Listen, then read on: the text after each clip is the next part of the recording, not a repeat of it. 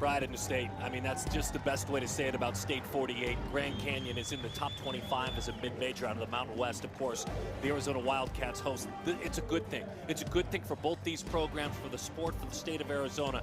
Be proud, State 48. This is a heck of a matchup tonight. What a year it's been for both these teams, and specifically for Grand Canyon. Hi there, folks, and welcome back to the ballpark. Kenzie Fowler, Darren Sutton, and you. And yes, it's big for softball. It's big for Arizona, Kenzie. If you're Arizona, you do the right thing by hosting. You do the right thing by playing. Heck, they scrimmaged in the fall. If you're Grand Canyon, you've got to climb that RPI. They're separated by just 17 and 18 from their foes tonight, Arizona. And it's kind of fun to look at a freshman for Arizona who may be having the biggest impact in the game, not the top of the order, Kez Lucas, the reigning Big 12 Player of the Week. Yeah, it's so much fun to see a first honor for a freshman, and we talk so much about the top of the lineup for Arizona, so it was so nice to see the bottom half produced the way that we saw for the Wildcats last weekend, and it was a huge reason that Arizona was able to take the series against Arizona State. So you look at the numbers, Kez Lucas, it was without a doubt the breakout weekend for her. We'll see if her bat can continue to stay hot the way it was. You also have to talk about Jenna Sniffen a little bit. That 1-2 punch at the bottom of the lineup was dangerous. So I talk a lot about batting average for balls in play. Luck, she didn't have any. Well, she created her own luck, and what a weekend she had. She and Jenna Sniffen, the fellow young Hawaiian, both outstanding. Now they're dealing with a team, as we said, that's 33-1. Not 2, not 3 losses, just 1 loss. It was to Oklahoma State. And they really can pitch, correct? Well, without a doubt, and you look at the numbers, obviously they speak for themselves, but I tell you what, if you want to get to where you want to go, whether that's a regional host, whether that's a super regional spot, you have to have not only one ace, but you have to have 2, and Grand Canyon is in such a solid spot. Oakley Vickers was kind of a reliever a season ago. She has absolutely stepped up into an ace role alongside Taryn Batterton. Arizona's offense is going to have a handful because these 2 young ladies can throw it. Yeah, this is going to be fun. As I said, this is great for the state. This is great for the sport that they're playing one another. Again, when you look at the RPI, it's not the team in Tempe that's inside the top 25. It's the team that's on the west side of Phoenix, and they go battle with Arizona and Tucson tonight. All the action, starting lineups in a moment.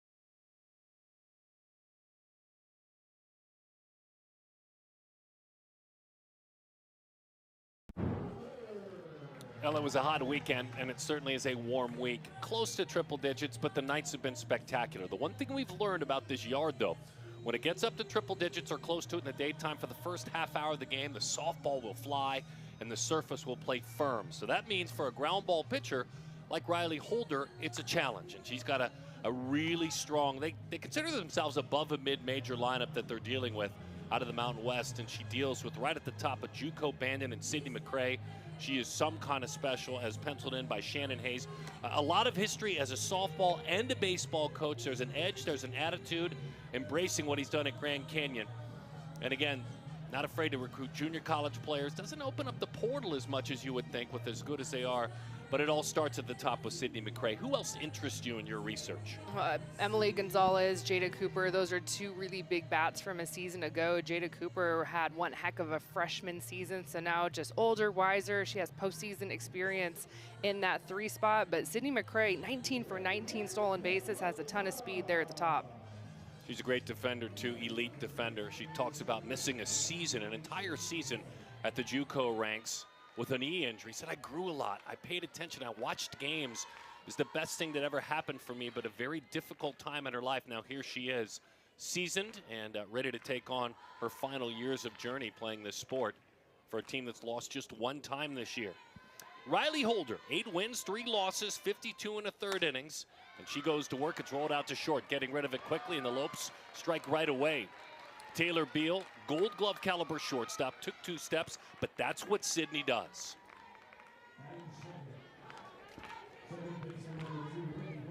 There's Riley. We didn't know who, in fact, would get the start. And obviously Jalen Adams, maybe the more veteran ace. Holder has had probably half dozen really good outings this year. Remind us when she's right, and I always ask you this question, but consider what you saw this past weekend. What is she doing when she's right? Ground balls to her infield, and I think it's why you saw the first pitch aggressive mentality from Sydney McCray, just looking down in the zone.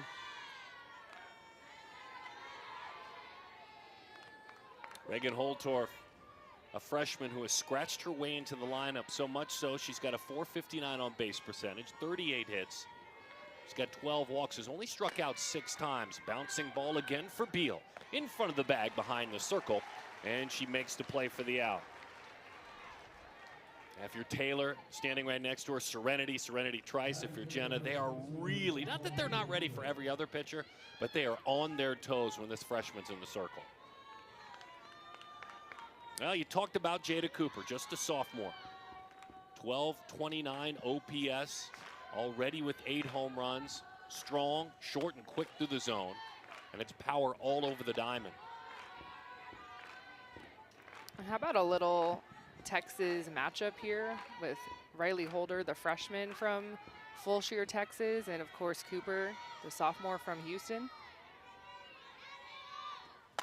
1-0, drives that one left field, toward the warning track, toward the wall, and it's gone. Jada Cooper and Grand Canyon make the trip down I-10, and right out of the gates, they lead it by a score of 2-0. Jada with her 9th home run of the year.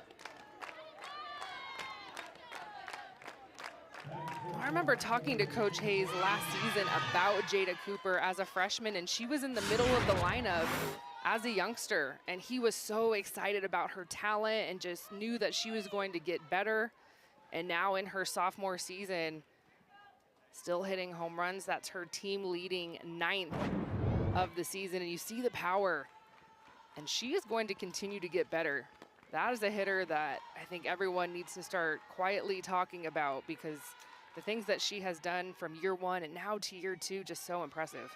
Well, and I think what's great about her, and I've seen her a couple of times this year, I had a chance to call their game against Oklahoma State as well, and an early on game to open up the season for Grand Canyon on campus there, is she does possess that strength, but she just doesn't get long very often. And if you can be short and quick to the softball and trust your hands like she does, I mean, that swing almost looked effortless. She didn't untie her shoes with that swing.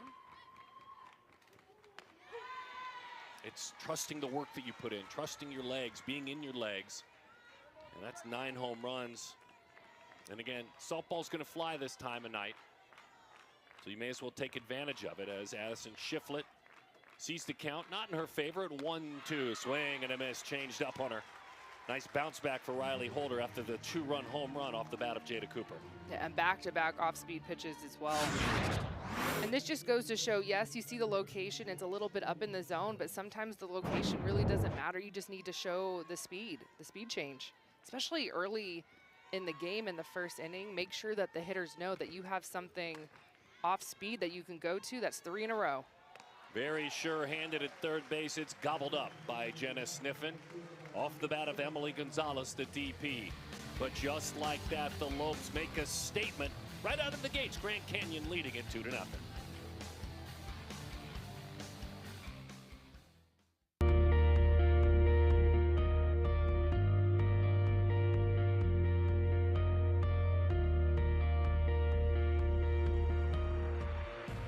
Wildcats never back down from a challenge.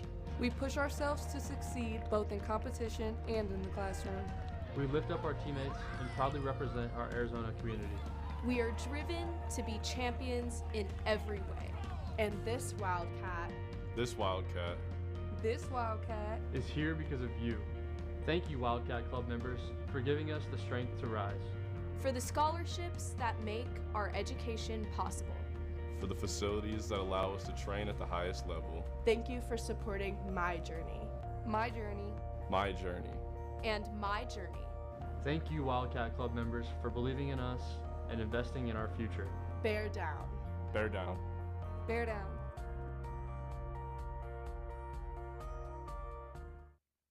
ESPN is now the home of MLB.tv. All out-of-market games live or on demand all in one place. Time for Caitlin O to do things with her lineup the way she did things when she played. Electric at the top, and Grand Canyon is well aware of how Caitlin Lowe has built this team.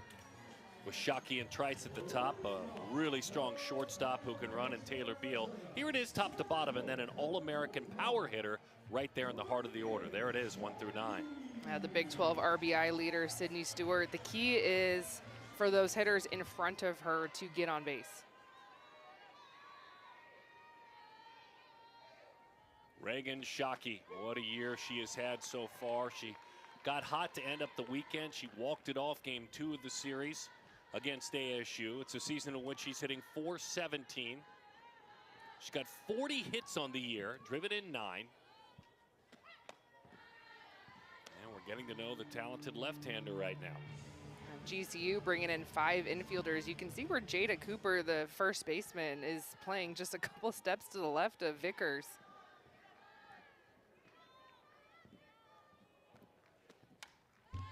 Well, both these teams will employ that 5-defender infield. We've seen Arizona do it all year long. Oakley Vickers talking about being a sophomore in high school. She's now a sophomore in college, as to when she really believed she had what it takes to make it at the college level. To slow the game down, to understand it. That one slapped into left field toward the alley it goes. On the run, just in front is Trinity Martin. Calls off Sydney McCrae, and they get Reagan Shockey. Grand Canyon playing a little cat and mouse defensively after we identified that they had 5 infielders in. I think they saw Reagan Shockey foul off the pitch and made a quick adjustment. Everyone kind of went back home to normal positioning, and then Trinity Martin on the run. Nice catch. Well, here's the other electric bat at the top of the order. It's speed, it's game-changing. Serenity Trice hitting .474. 46 hits on the year. She's got 6 walks. She's driven in 20. And she's been good for 8 extra base hits. So she'll turn it loose on occasion. There is power in that bat. We're talking with Shannon Hayes, the head coach of Grand Canyon, before the game. And oh boy, high praise for Trice. They scrimmaged in the fall, these two teams. And it was a very close game until Trice pulled one into the right field corner and ran for days. Emptying the bases, he said, I learned real quickly, understanding what she was at Iowa State, and now understanding now who she is. That those 8 extra base hits, they've got to be respected. She has some sneaky power. 3-0 the count. That's ball 4. There's a base runner. So Trice had a tough weekend. She really battled herself. You know, had a lot right there on the nose to defenders, but also struck out quite a few times as well. I'm going to guess the day off was good, but I'm guessing she's glad to get back to work. Yeah, and just get on base. Nice patient at bat, not trying to do too much, especially when you've been in a slump. Sometimes you can be a little bit overly aggressive, trying to force things. Right down the middle to Taylor Beal.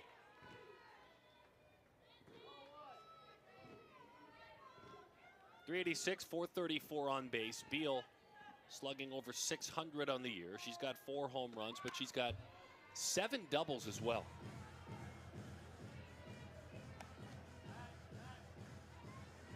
So when you look at the impact of Oakley Vickers, let's play with some advanced metrics if you folks don't mind, because she really, with all that she's done, putting her numbers out there amongst all the offensive players as well, as that one misses outside. In the category of wins above replacement, which takes all things that impact the game. If you're a pitcher, obviously it's how you pitch. If you're a hitter, defender, she's the most important player on this team. Above Sydney McRae, above Jada Cooper in wins above replacement. A bolt, but it's outside. 2-2 the count. I love that the metric, as a former pitcher, considers the impact of pitchers. And just her improvement from a season ago. Very talented freshman that saw a lot of meaningful work. Most of her work was in relief. You said the big thing with her is east to west movement, correct? Yeah, she's really going to let that curveball run. She'll throw that curveball 30% of the time, especially to lefties. See if she goes to it here. Tinley Lucas, a really good defender, working behind the plate with her. And on 2-2. That one's flipped down the left field line on the run. Leaving her feet with a diving play is Trinity Martin. Number 1 on that jersey, and she laid out just inside that foul line. A really nice play here. Coach Hayes has loved the addition of Trinity Martin, not only in their lineup offensively, has a bunch of home run power, but what she's able to provide defensively. Trinity Martin making the trip over from Virginia Tech through the transfer portal.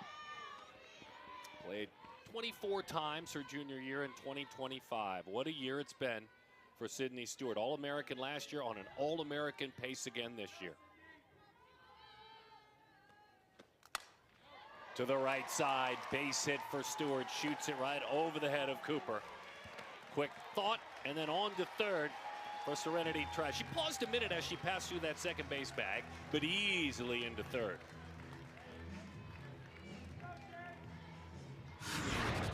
Yeah, Sydney Stewart is just such a good hitter. She knows she's not going to get pitches down the middle of the plate, so you have to be able to hit a ball off, a ball down, a ball up, and she has great plate coverage. A little bit of a bobble out in right field allows the speedy Serenity Trice to easily go over to third base. Now Arizona, a little 2-out rally. Remember, Stewart's last at bat was the decisive home run against Arizona State. As Grace Jenkins takes just off the plate, 1-0 the count. But that kind of explains who she is as a hitter. You take 48 hours later, put her back in the batter's box, and she flips a base hit to right field. Not over swinging, just using her strength and leverage. 1-0 the count on Grace. So think simply, right? Vickers probably doesn't pitch the whole game. They love using multiple pitchers. I'm guessing we'll see, Taryn Batterton, who you talked about coming on the air. But for this time, if you're Arizona, you want to win this game, you get the lefties on. Shockey, Trice, Beal, Jenkins, Duke. These are the at-bats. These are the at-bats, simply put, the Grand Canyon's expecting to be outs left on left. And I think it's why we saw Vickers get the start, because Arizona does have those 5 left-handed batters, and of course the 3 at the top of the lineup with so much speed. That one changed up on her. 2-2 the count. Oakley Vickers is from Tuttle, Oklahoma. We talked about her work last year, was 5-1. Worked in 26 games for Grand Canyon, pitched to a 1.77 ERA. Over the inside corner, 3-2 the count. Last minute backdoor curveball there. 7 home runs this year for the transfer from UConn, the reigning Big East Player of the Year. As Grace wags that bat, and on 3-2, hangs around right back to the screen.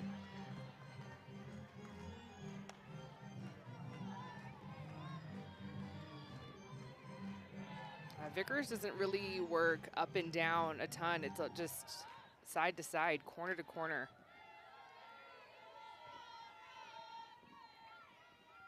The 3-2. Off-speed pitch in, and hit her right there. Frustrated behind home plate, Tinley Lucas actually mimicked Grace holding that knee in place. Yeah, Lucas was really calling for Jenkins to say she moved into it, and our home plate umpire was all over it, communicating with her, no, I didn't see that. That wasn't the look that I had. Well, it was in. It was dramatically in and off the plate. Here is the thing. She really didn't move, but she didn't put that knee over the plate. That's when you're going to get in trouble. There's an off-speed pitch. It was in, and the bases are loaded. And look who it is. It's Emma Kavanaugh, the aggressive Emma Kavanaugh, who, as stories go, is yet another good one this year, slugging over 700. Keeps trying to fight her way into the starting lineup and be that DP every day, or maybe backup catcher once on the weekends. She started 17 games. She's got 5 home runs. And you saw the conversation with the senior Grace Jenkins, who just had that walk, or had the hit by pitch rather, talking to the sophomore, giving her a little information.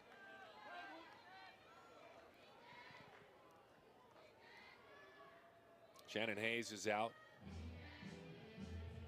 Quick discussion here. Let's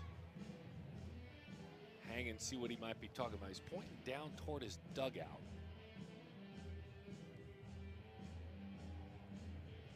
Now we are actually going to discuss something here.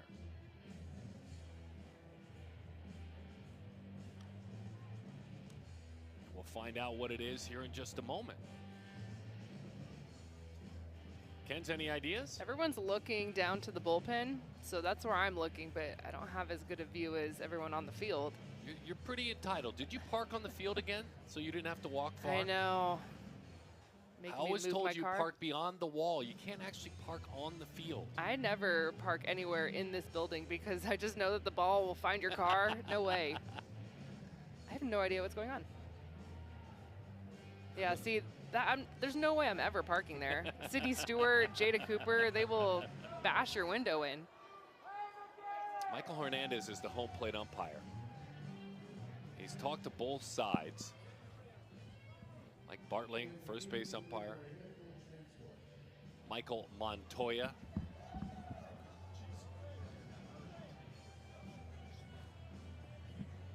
Oh, so there's a young, we're told, and I'll let you fill in the blanks. It's something to do with the GCU athlete needing assistance, correct? That's the word that we're getting. And so they're just needing a little moment to, it sounds like, get a player out of the dugout. Okay. Okay. There was a pregame injury. I didn't see the injury occur, but definitely saw Grand Canyon standing around, and Izzy Rudaya was helped off.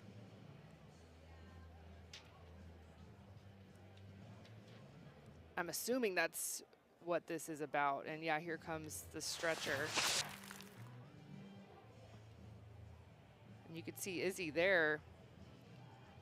This was pregame. This was about 20-ish minutes before the game.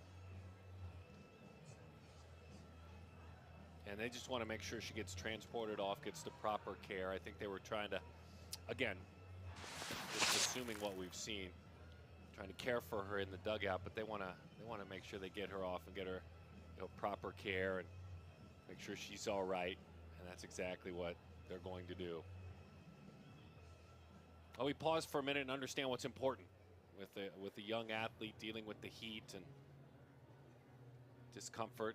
Good to see those eyes twitching around, moving. You saw the eyelashes move there.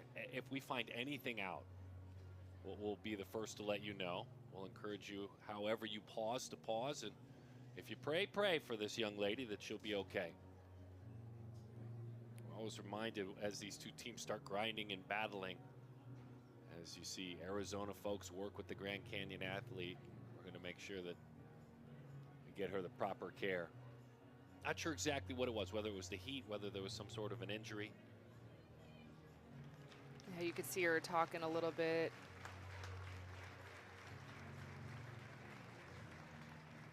I hope everything's all right.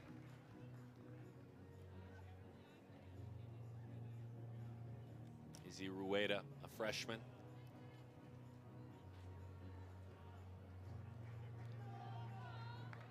And Coach Hayes advocating for his athletes makes all the sense in the world to me. And nice job, everyone just pausing for a moment once he let everybody know what was going on with his athlete. The softball side of it, that's a unique pause for Oakley Vickers with the bases loaded. As she looks to find that strike zone. Looks like she found it just fine. Strike one to Emma Cavanaugh. We're kind of going around with Em's number. She's got a .444 on base percentage. 8 of her 17 hits are for extra bases this year. Right in on her hands. Good 0-1 pitch.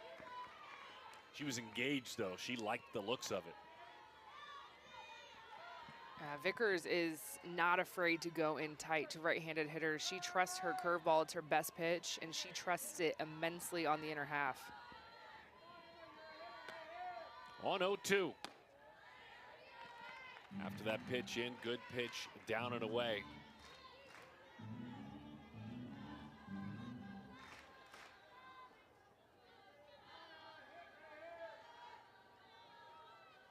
Vickers got a chance to pitch here in all 3 regional games for Grand Canyon. It's irreplaceable, that kind of experience she got here as a freshman in this ballpark. Just off the plate, 2-2 the count. I'll wait till it's not bases loaded, 2 outs. I want to bring you back, so hang with us throughout this game. To the benefit of the new reseeding and the post-season seeding, as it affects a team a mid-major like GCU. We'll do that at some point. Just not bases loaded, 2 outs. Right back to the screen it goes.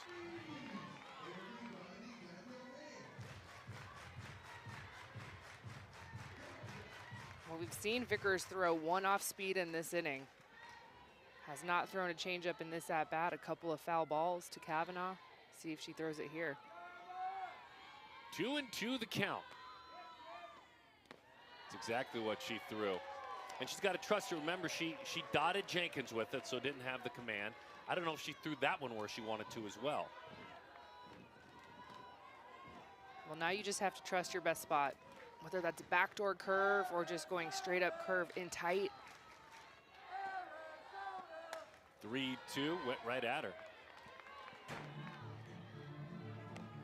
On the outer half of the plate.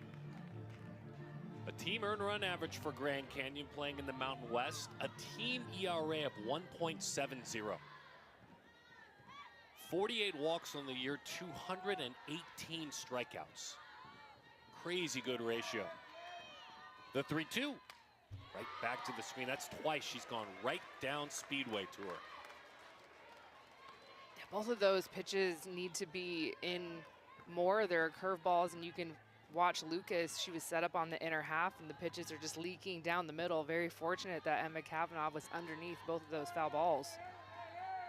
Emma settles into those legs. The base is full. The 3-2 pitch. High pop-up. Back of third base. Let's listen to the communication, and it's dropped. Not enough communication. It's fired home with the tag, racing on around. They get Grace Jenkins, who was last on the merry-go-round. But a pop-up to left field and a misplay out there, and 2-run score for Arizona. Boy, that's a big break for the Cats.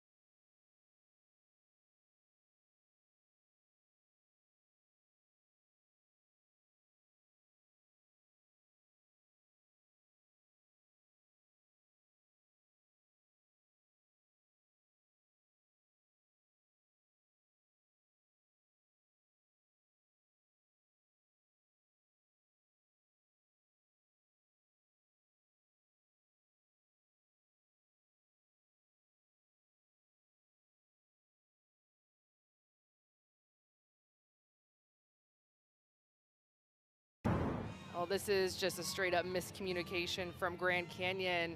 Well, now the game is tied, of course, very fortunate to get an out of it. Grace Jenkins, to me, that's a base running miscue. I think you just need to make sure you're watching the play and not assume. But man, that was tough to watch because you saw Wilkinson, the freshman, was camped under it, and then it sounded like Martin was coming in. And it's always why you just have to have that constant communication between every pitch. Understand where you are, who has what ball. Unfortunate for Vickers in the circle. She should have been able to get out of that inning cleanly. 1-0 the count on Trinity Martin. For Riley Holder, it's a fresh start after surrendering a couple of runs, a 2-run homer the old-fashioned way. Runs the old-fashioned way. Jada Cooper with a long ball. Trinity, 8 home runs on the year. She's slugging over 600, really patient at the plate.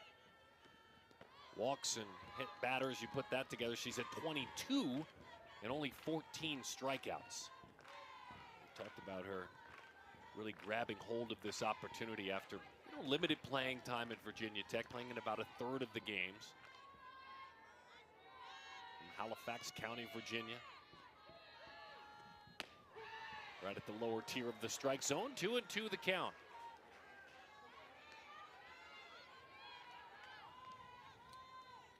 So it's funny, you put this together, the RPI, one team 17 Arizona, another team's 18 Grand Canyon. They're separated by 10 in the rankings, as that one's rolled into center field and a base hit for Trinity Martin. So they're both ranked inside the top 25. But there's one thing that really separates them historically, and it's 0-16. That's a stunning number for a program that's been pretty good the last couple of years, for sure. Yeah, you know that they have this matchup, circled on their schedule. Grand Canyon does. Grand Canyon has a couple of wins against Arizona State on their resume, but none against Arizona. That is a double play. The catcher, Tinley Lucas, on a line to Serenity, and that was that. Just easy work here, almost like a little transition play and catch with this. Goes down, too big of a lead over at first base. And not a great read there by Trinity.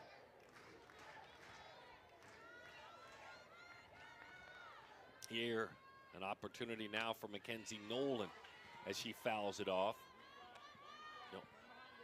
As far as the resume go, the resume for the home team is out there in that left field wall. The national champions, one after another till you tally 8. But for a team like Grand Canyon, their resume is recent. As that one flipped into right center field, and it's down for a base hit. Quick, quite a ways away. So Nolan's going to hurry around. She touches second, on her way to third. Standing up, it's 3 bases for Mackenzie Nolan. Well, how fortunate for that double play. If you're Arizona, that would have scored a run easily. And Grace Jenkins, I think, thought maybe if she laid out she had a shot. Just couldn't get there and kicked it quite a distance away. A little bit out in front, but hits it solidly. Reagan Shockey, Grace Jenkins, both running into the gap. And how about Serenity Trice? This is what it's all about. The second baseman just finding a way. Let me go get this ball and get it in with some urgency. But just to finish the thought, as you see Coach Hayes there, the resume recent, you're talking about a program that at one time was NAIA, then, within the last decade moving to Division I. So they're brand new at Division I, while a team like Arizona was winning national championships. But the last 4 years, Grand Canyon has been to the NCAA tournament.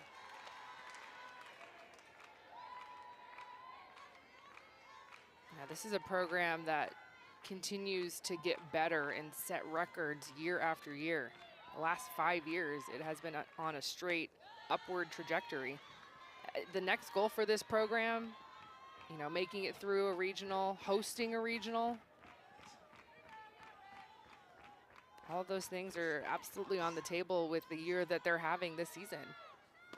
LA Pond ends up getting the call to slide into the bottom part of the order, a last-minute change being made. So Pond gets the call. On the season, this is her 17th opportunity to play in a game. But down she goes, hitting .313 on the year. And Holder bounces back. 2-2.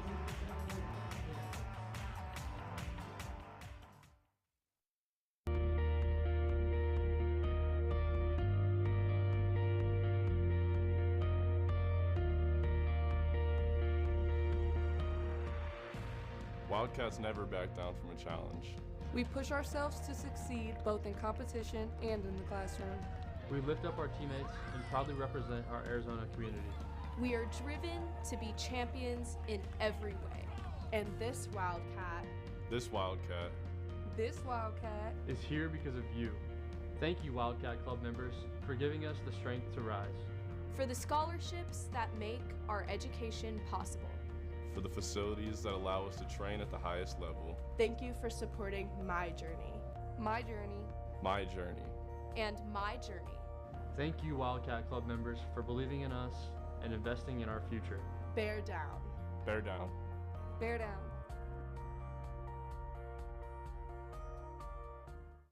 In 1926, a student's final plea echoed across the University of Arizona. Tell the team to bear down. Rooted in this land and built on curiosity, excellence, and determination, we have transformed Bear Down into a legacy. And you know what? We're just getting started. Bear Down. So it's that 16-0 we talked about. That to me is stunning. I mean, that number is stunning only because of the last 4 years is all I'm saying. Yeah, no doubt. Grand Canyon and Arizona, obviously a ton of respect for one another. And I think it's so important that the state of Arizona is in the shape that it is with all three programs, you know, at or near the top 25. I can't remember, you know, a lot of years like this where Grand Canyon, Arizona, and Arizona State have all been in a shape to make the postseason, host a regional. Like, it's fun.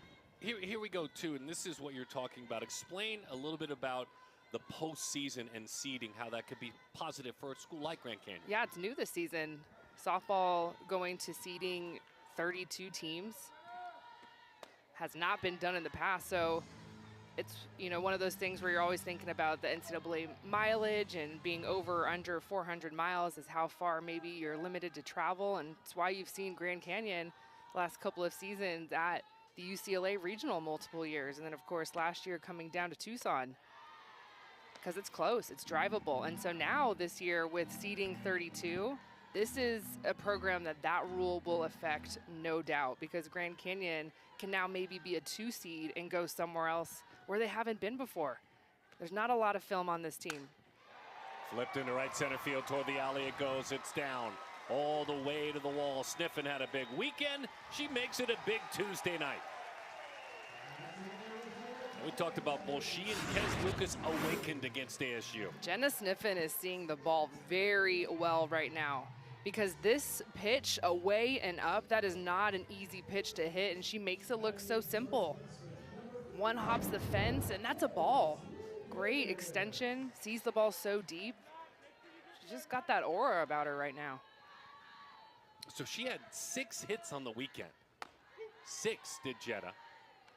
Kez Lucas was right there with her. She had a hot weekend. We talked about the player of the week, freshman of the week, what she was able to do.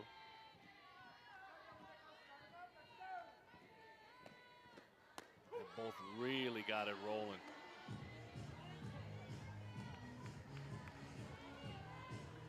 It was all said and done for Kez. There were RBIs, there were walks, there was a ton of patience, a few that dropped in that weren't dropping in the past. That one's up and away. She had 4 hits on the weekend, so, you know, just real simple math. I mean, between the two of them, that was 10 hits. And you're getting those 10 hits from, you know, the 7 and 8 spot in the order. 1-2, little in-between swing, sliding catch. Excellent job by a great defender out there, and McCray. Well, it's kind of funny, Caitlin Lowe flipped them for today's lineup. So Jenna Sniffen and Kez Lucas, it was Lucas in the 7 hole and Sniffen in the 8 hole. In today's lineup, they're flipped. It's a nice piece, or a nice sliding grab there. Good hit, good catch, just good softball right there. LeDuc had a big weekend. She had a couple of hits, drove in 4. She rolls that one foul. Let's go Addie, they say from the dugout. Addison Duke. the lineup flipper, the sophomore. Addison's got 15 hits on the year, but she's also got 10 walks. That on-base percentage is .377. And the Arizona native's got to be respected as somebody that can get it back to Shockey and Trice. 1-1 the count.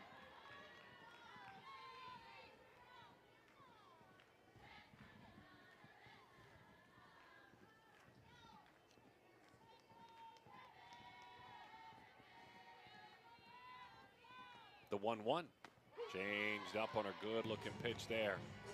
Off speed pitch, 1-2 the count. Yeah, her changeup, Vickers, it's not her best pitch, but it's a pitch that she needs to continue to show to really set up her best pitch, which is her curveball. Duke lines that one to left field. It's deep, it's to the wall. Off the top of the wall. It stays in the park, but it drives in a run. Oh, Duke, you drove that one, and one more inch, it was gone. The Duke gets it done. I guarantee you when she gets back into the dugout, her teammates will be telling her, weight room, do some push-ups. You missed another home run by 1 inch. Off the top of the padding, and it bounces in. Jenna Sniffen scores. That's a big-time swing. That was an impressive approach, wasn't it? There you go, the lineup flipper, and it's 3-2 Arizona. Right down the middle, a bolt from Reagan Shockey. Reagan flied to left field back in the first inning.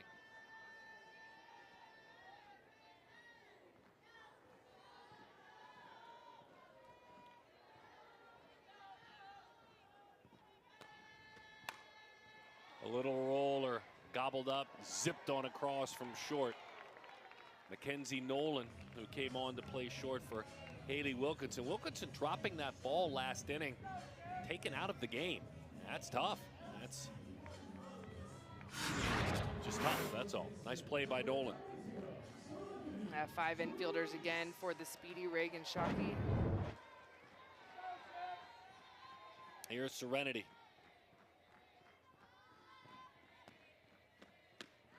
Over the inside corner for a strike. 5+ innings a handful of times. You're talking about Vickers pitching deep in the game. She went 6 1/3 against Santa Clara. Went 5 2/3 in beating Harvard. That one's just off the plate outside.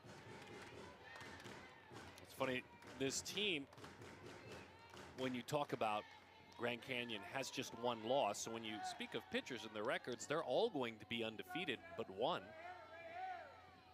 It's amazing when you look at numbers like that as pulls her hands in, drives it to right field to the wall. Serenity just left the building. Wow, a Trice homer.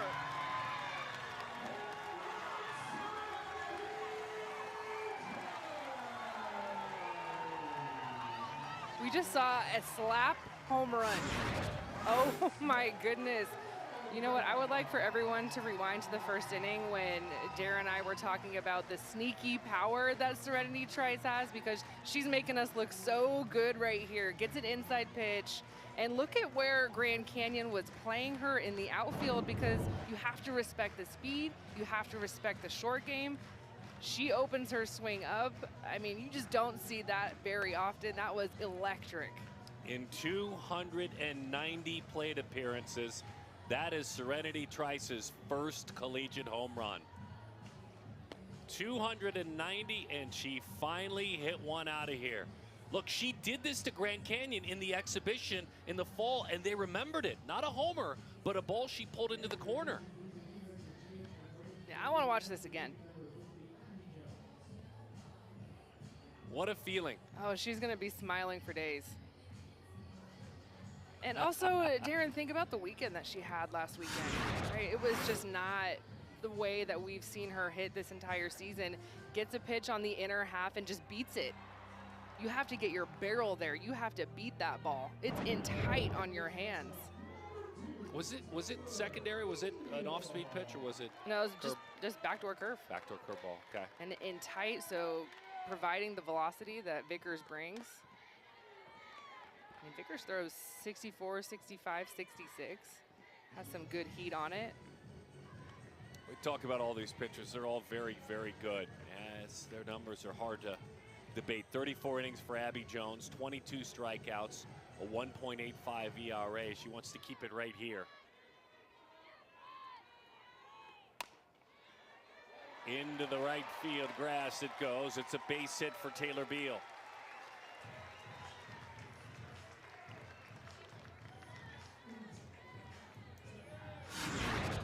Well, the swings and the at-bats from Arizona have been much improved in this inning from an inning ago. I feel like every contact has been made. It's been so solid. Think about, of course, it's Jenna Sniffen and Kez Lucas getting things going with good at-bats.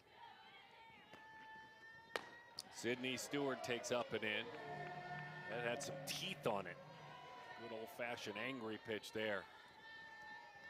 So before that home run, again, we talked about those 290 plate appearances.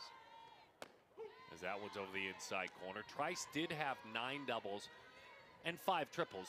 Not a surprise. You hit it into the outfield and you hit it into the corner as she does. That's going to be 3. We've seen the triples. She's got 3 triples already. 2-1 the count.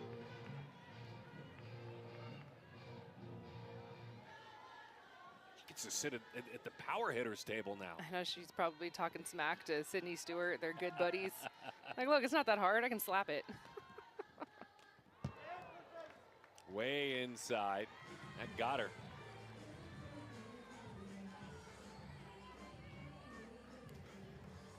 Runners on first and second now. Got that right arm, that back arm. Nearly nicked the bat. That would have been a break for Grand Canyon, but Stewart singled and now was hit by a pitch.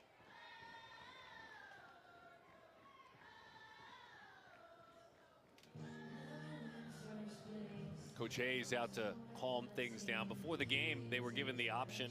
It's just a block or 2 down to go into McHale and use one of the locker rooms in there. And they had a good bus ride down. The players talked to Coach Hayes and said, we just soon, you know, if we're going to eat a snack, something like that, just go sit in the bus, which was parked right behind their dugout.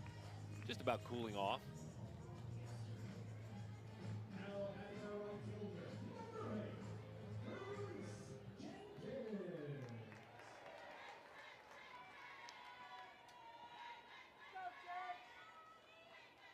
Grace Jenkins. Score is 5-2. Checks her swing on a pitch that's up and in.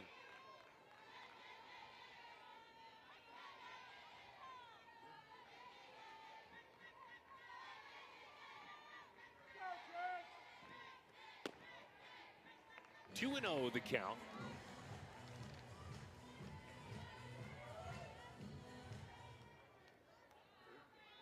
Grand Canyon 47-8 a season ago. They won 50 games in 2024. 47 in 2023. As that one goes back to the screen. Grace also hit by a pitch in the first inning.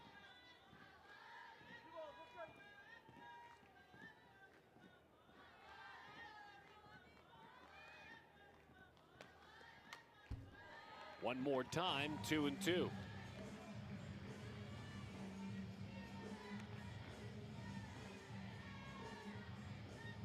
Abby Jones, the freshman from Salinas, California. Great volleyball player. Really good swimmer on the swim team as well in high school. That one dying out towards short. Tied it up right in on her hands, but not before. One of the more shocking of all shocks. And her name's not Shockey. A home run from a slapper. I think we'll ask that legendary head coach about that. We'll talk with her in a moment.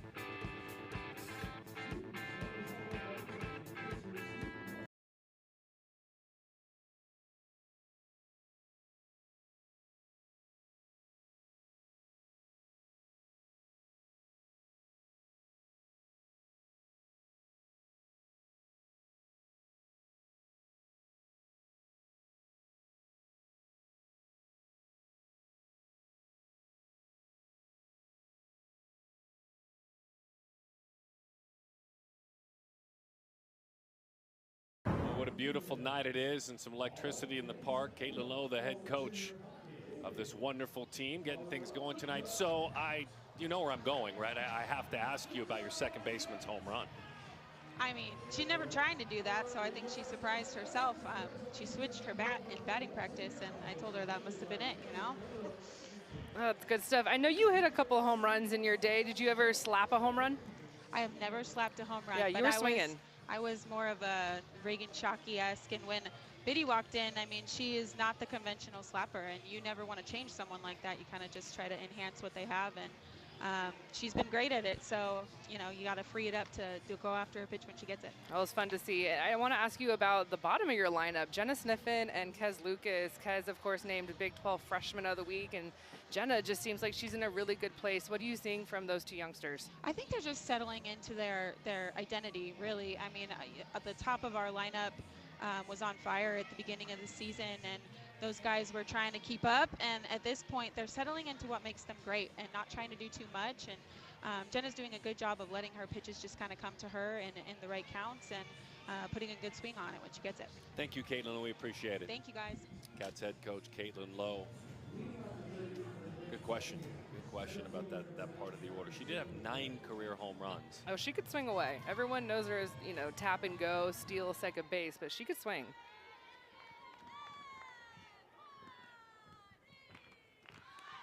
In, way in and off the plate, and that got the legs of Sydney McCray. That's her weapon, those legs. So she's hit by a pitch. Now she'll be a weapon out there now. Number 99 on that jersey gives the thumbs up. I'm all right. Let's go. Florida Southwestern State, the JUCO transfer from Sarasota, Florida. Junior college All-American a couple of times.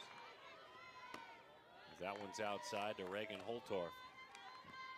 So it's 5-2. They were down a couple of days ago on the weekend against San Jose State. They ended up sweeping them, speaking about Grand Canyon.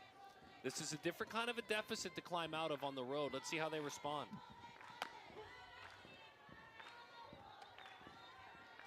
Reagan grounded out back in the first inning.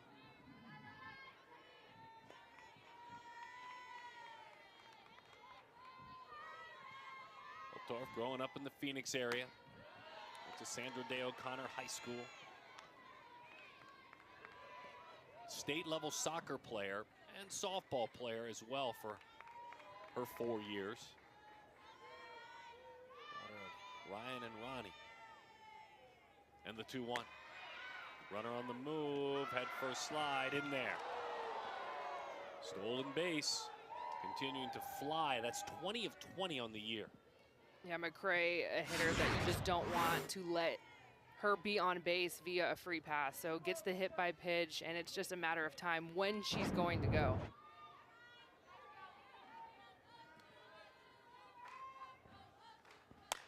Reagan on a hop, little flip. They got McCray in a rundown. See if she can escape. Back and forth they go. With the dive, the runners converge together now. So it's McCray that's called out.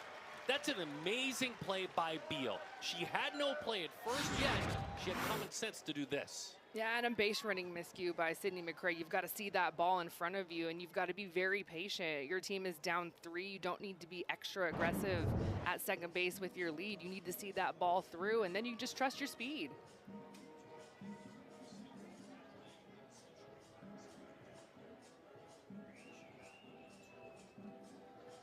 Yeah, just little things, instinct, right? It's understanding how to slow the game down.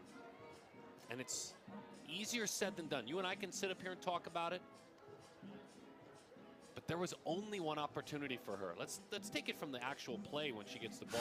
Well, I love the fact that she starts the play and then she finishes it herself with the tag, but you see the runner right in front of you, keeping that ball in your glove, not letting it get to the outfield, and then I'm gonna run you down. And how about Sydney McCray? I mean, that is a pickle that should have been over in maybe 3 throws, but because of her speed, it's a long pickle. She made Arizona's defense work. That one is high. Last time we saw Jada Cooper, she knocked it over the boards in left field for her 9th home run of the year. Houston, Texas proud from Westside High School, just a sophomore. Preseason All Mountain West. Beautiful pitch over the outside corner on a hitter's count, 2-1. Softball her thing, of course, in high school, but volleyball as well. 3-1 the count. Holder just a little bit below the zone.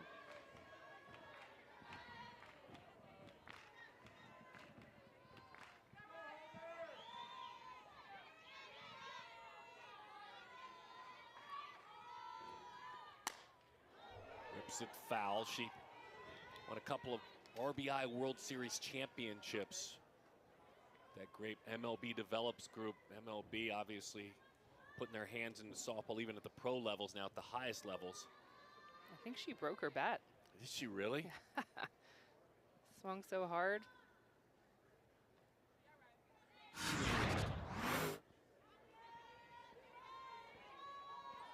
Yeah, she's got a fresh one. If I'm her teammate, I'm like, no, you can't have my bat. I don't need my bat broken. Break your own bat. 3-2. Outside, that's ball 4. Anyway, as Cooper trots to first, playing in that RBI program, winning a couple of championships. Jenny Finch, of course, a legendary face of the sport, face of this program too. Has been a big part of partnering with MLB. She got a chance to spend quite a bit of time with her at those RBI World Series. Addison Shiflett. Right at the letters, and 0-1 the count. Shiflett struck out back in the first inning.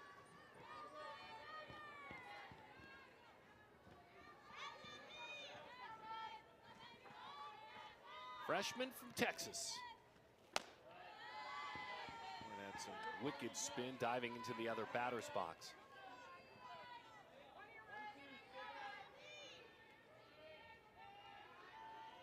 Really good defensive outfielder all through high school. They count on her a ton already as a first-year collegiate.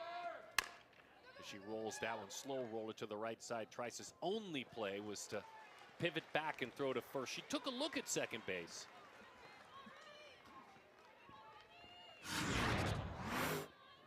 Slow rolling play here. Yeah, there's not a play to be made at second base, especially with a couple of runners on. You want to make sure you tighten that play up.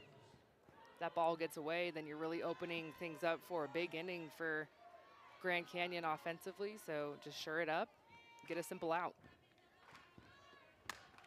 Right in on the hands, another chance, funky spin, hurrying at the first just in time to get Emily Gonzalez. That would have played it a run. We'll get a chance to know Shannon Hayes, the successful head coach of GCU, in just a moment.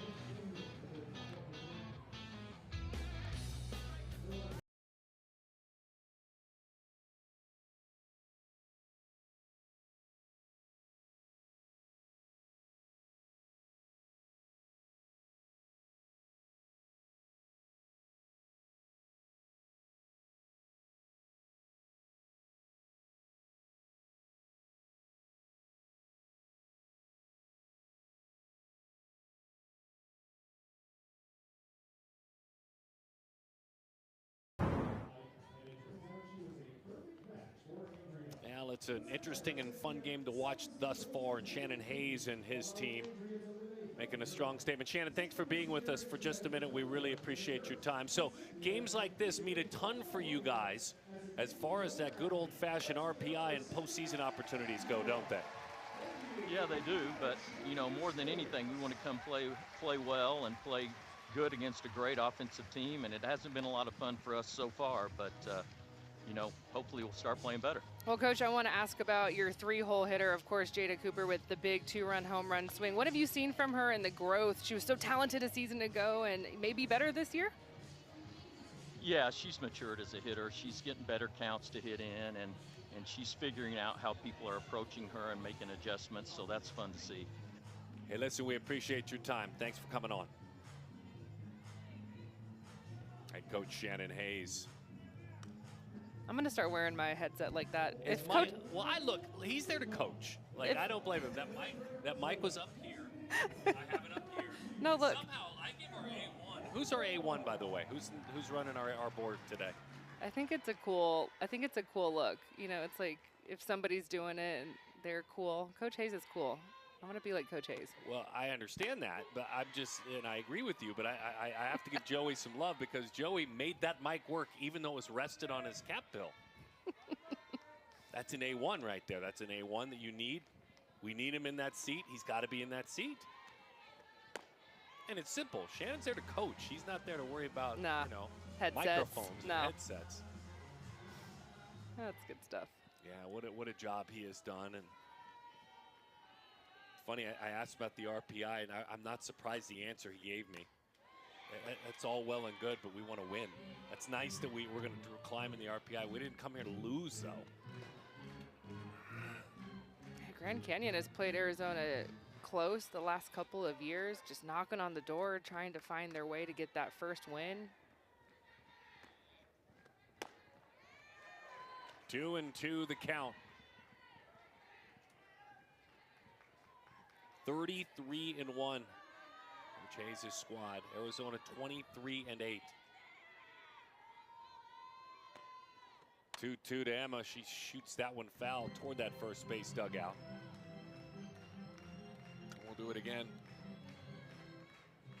Coach Hayes is so even-keeled. I had the pleasure of calling the Tucson Regional last year, and Grand Canyon was a 3 seed. And it was, I mean, my humble opinion, one of the best regionals because of how deep that regional was, and Grand Canyon kind of being the main reason. You're talking about a conference champion on the West Coast that was coming in, and a lot of people were thinking they could have had an argument to be a 2 seed. So I got to spend some time with Coach Hayes, and he is like that all the time. Just so cool, unfazed.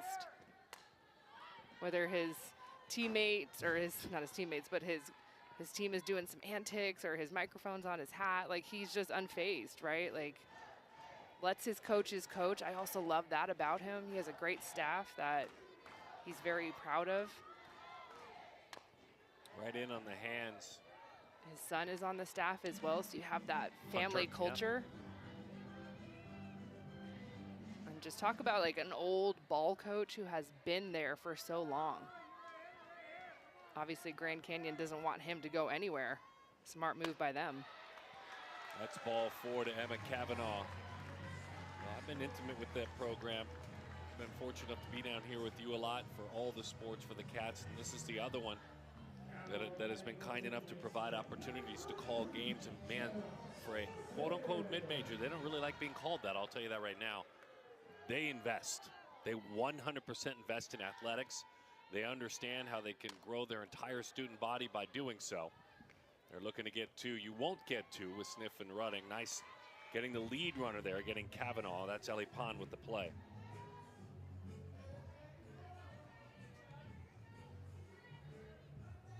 But it's a school. Let me see this one more time.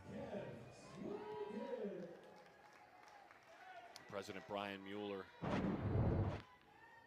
It's really important. Athletics really matter there, and the athletes certainly, they want to climb as close to they can to the Power Fours, understanding the challenges. It's a non-football school. Their basketball situation on the men's side is unmatched as far as atmosphere. It's standing room only every single home game. The Havocs, they call them their student section. They don't give the students at a Grand Canyon basketball game the entire end zone. They give them an entire sideline. And so it's just it's unique, it's fun, it's a wonderful place, and you're right, as far as Hayes go, he's on brand with what they're trying to do there. And when he first came to Phoenix, made the NCAA tournament, first tournament appearance in school history, was a 4 seed at the Los Angeles Regional. On the ground, Kez Lucas continues what she did over the weekend. Boy, she and Sniffen still hanging around the bases all night tonight. Really dialing it in. This is the only freshman in the lineup for Arizona. And I just think her story is worth repeating. This is an athlete that tore her ACL her senior year of high school, didn't play club ball, came to Arizona, sat out all of the fall season because she's still rehabbing that knee, was finally cleared the first week of January. And it's like, okay, we've got to play catch up here. Obviously incredibly talented, was a big recruit on all of the top lists, wherever you look at your recruiting rankings. Kez Lucas was there, and so Kaylin Lowe says, I got to get you up to speed because I need you in my lineup. We've seen the power last weekend against Arizona State, and just another solid base hit for her. And even though didn't get a base hit in her last at-bat, I thought it was a solid piece. Of course, Sam McCray had an outstanding play in center field. It's just fun to see a rookie swing it. Molly Daly gets that good aggressive jump off the base at second. The speedster comes on to run.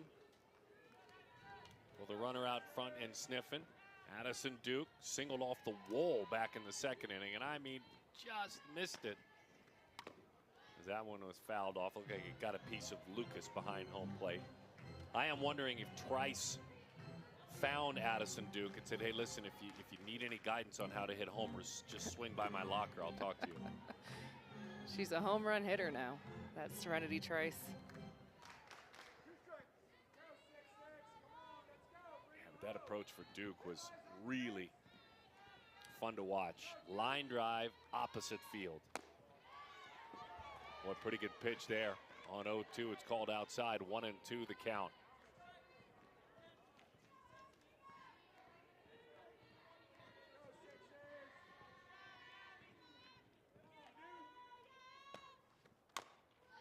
High chopper out front of the plate. Fair ball. Everybody's safe. Let's play armchair quarterback and ask. Let it go. Yeah. Okay. Thank you. It's your only play. It looks so easy up here to say these things, but I think it might have spun foul. And especially if you don't get it on the first hop, Tinley Lucas kind of waited until it came all the way down. It's too late. Now some pressure now with Reagan Shockey wagging that bat as she digs in, the dangerous slapper. There it is, a bouncing ball, but it's a foul ball.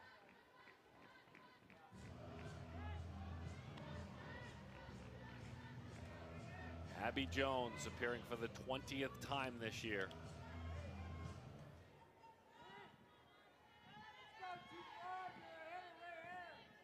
Pretty big time ground ball pitcher. There is a ground ball, but it slips into center field, and it's an RBI for Shockey. The Cats had another. Reagan being Reagan.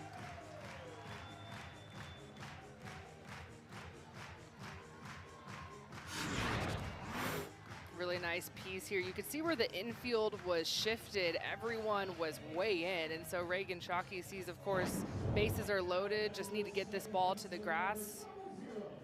But man, you even see it still, the Grand Canyon middle infield, couple of steps in. Serenity Trice takes outside, 1-0 the count. I'm not sure I would play this far in. Yes, you have to respect the speed of Shockey and Trice, but you can make that throw home from a couple of more steps back. Give yourself some coverage up the middle. 2-0 the count. Serenity shocked us all, hitting a ball over the boards in right field for her first collegiate home run. Last inning. She flips that one off the screen. The irony of it all was Coach Hayes chatting with us before the game and saying, you know, she drove a ball, and she did so in the fall when we scrimmaged. She nearly hit it out to right field. That kind of separated them in that scrimmage. Turns out, Coach, unfortunately, she drove another one. On 2-1. Bouncing ball just in front of second base. The play is there, but it's an RBI. Holtorf turned it into an out, but for Trice, that's her third RBI of the night.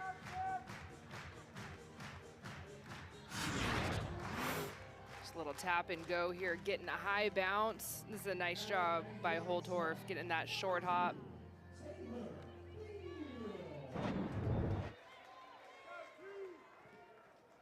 Five-run lead, Arizona Wildcats. Here's Taylor Beal. And just to finish the thoughts on the support that is just constantly given to Grand Canyon Athletics. Their athletic director, Jamie Boggs, who does such a really strong job. She's really in tune to all the different sports. This is a campus, I think it might shock some of you of how many students go there as that's lifted into center field. A diving play. McCray, incredible first jump. That saved a couple of runs, but not before. Arizona added a pair. Gold Glove caliber in center field, but it's 7-2.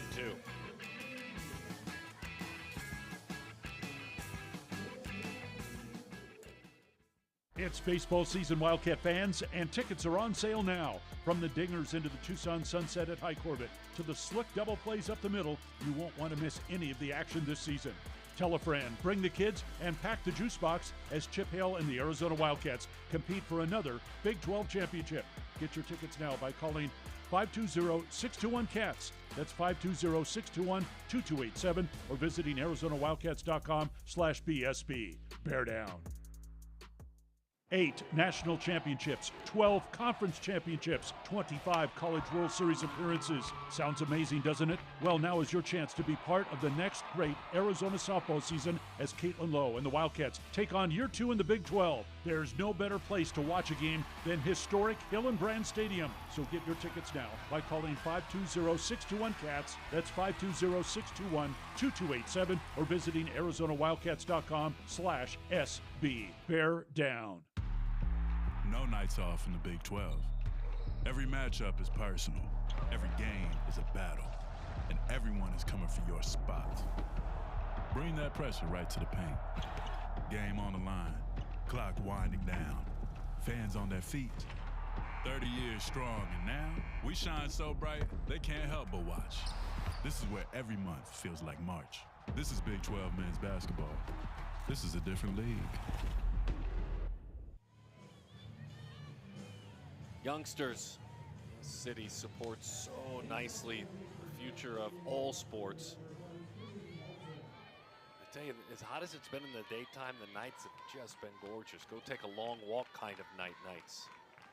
Dipping down into the 70s, and you wake up in the morning in the high 60s. We'll see what the rest of the spring holds in Arizona as Trinity Martin leads things off. Martin singled back in the second inning.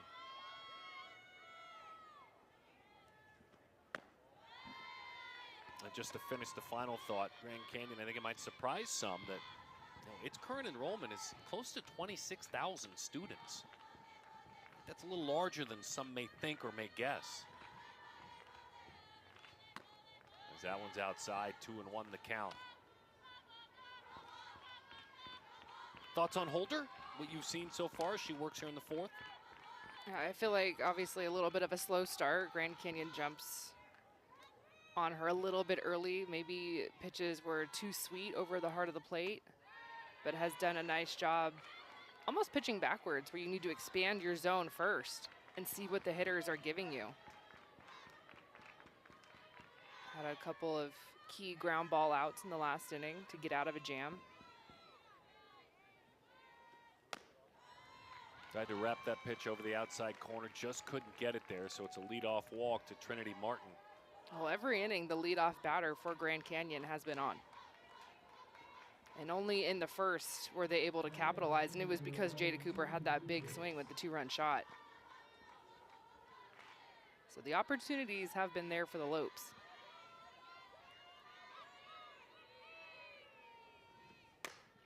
Bouncing ball, foul ball. Of course, she snagged it. It was Saturday night, I believe, putting together the weekend against ASU, in which ASU won game 1 pretty darn decisively in a run rule. And then game 2, it was Riley's work out of the bullpen that kept things together and allowed them to hold tight to a 9-8 win. It was at one point an 8-0 lead, and then ASU climbed and climbed and climbed back in. But then Holder in the end, 3 2/3 innings, and just held them at bay enough. And finally, it was a 9-8 victory. She earned the win.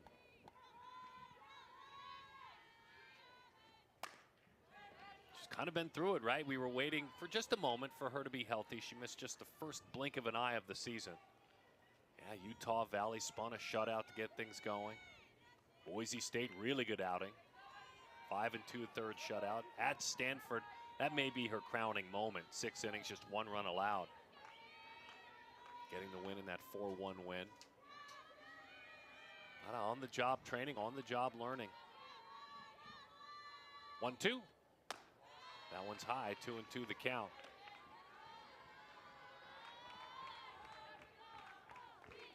But when you're Grand Canyon, albeit a Tuesday, Wednesday game, and you're a mid-major and you get in Arizona, or you get in Oklahoma State as they did recently at home.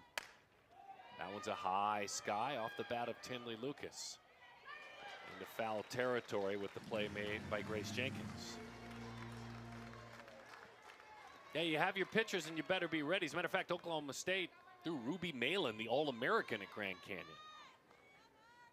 And she hung on, went complete game in an Oklahoma State win, but it wasn't let's get other people a chance day. It was Ruby Malin day. No, this is a huge midweek for both of these teams.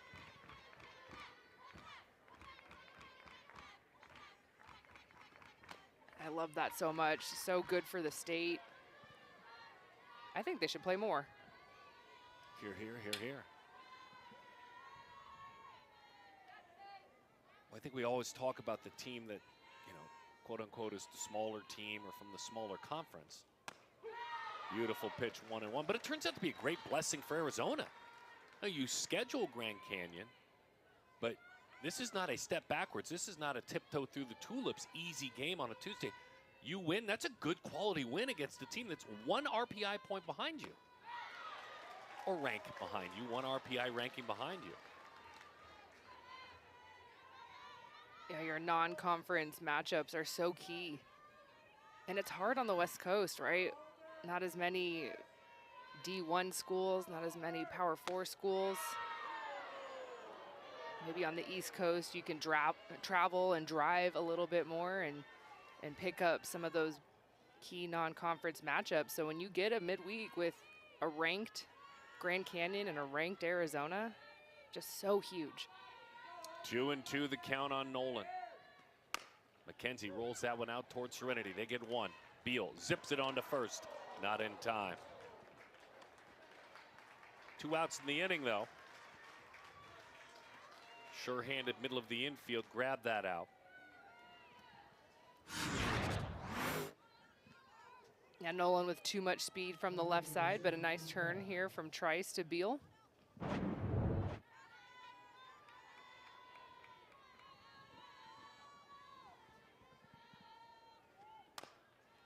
Tied her up. It's rolled out toward third. Sniffin fires with that strong arm. In time to get Ellie Pond, who is racing up the line. Riley Holder, leadoff runner, gets on, but she throws a 0 up on the board.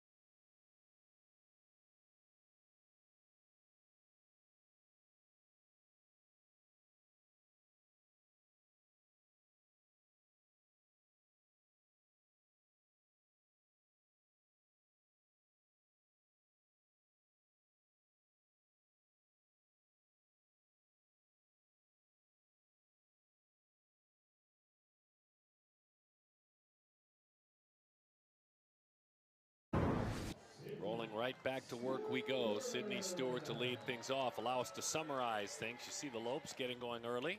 And then, of course, big swing of the bat. And a shocking home run by the slapper Trice. And that's our number, 7-2. Yeah, Jada Cooper likely plays for her to be, right? A 2-run home run. Serenity Trice, not so much. The first home run of her career, of course, just a sophomore, but a home run where we saw her slap. And Grand Canyon making another move here. This is a good pitcher. I love watching her work. Got a chance to have an in-depth interview with Taryn Batterton the last couple of weeks, and the way she goes about her business. Now, she's very different than Oakley Vickers. You talked about Vickers, the success east to west. Batterton kind of is more up and down the elevator, right? Yeah, really good drop ball. Very comfortable rolling ground balls and an elite changeup that she can throw any count.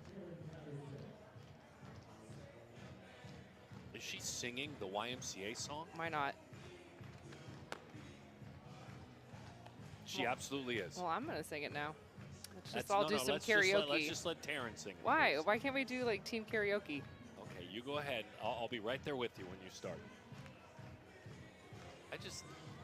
That tells me she's not super nervous that she's singing the Village People out there. You know, you see that a lot in gymnastics actually. Yes! On the beam. They'll be Yes. singing their beam song. It's, I don't know, I think it's kind of like a mental, way to lock in. Take your mind off of maybe what you're doing, or just have fun. I don't know. Well, here's Sydney Stewart. It is time to lock in. And we showed you the numbers for Taryn. 61 2/3 innings, 66 strikeouts, only 17 walks. Rock and fire and a little changeup. Check swing roller underhanded flip is made by Reagan Holtorf. That's when you get the dangerous slugger to drift out into her front area there. Couldn't keep her hands back. That's how good that changeup is. A little check swing. Almost looked like a hitting drill. Yes, it did. Get to contact. Get through extension.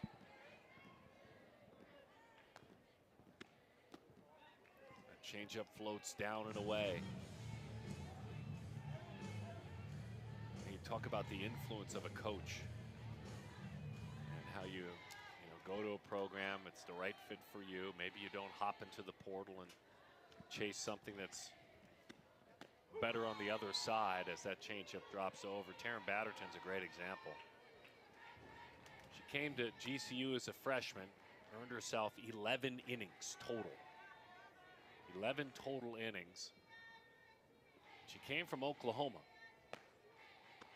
The 1-1 is just off the plate outside, and her head coach, her current head coach, then her head coach too, Shannon Hayes, said, listen, I'm not going to have many more than those 11 innings for you next year, but I think you're good.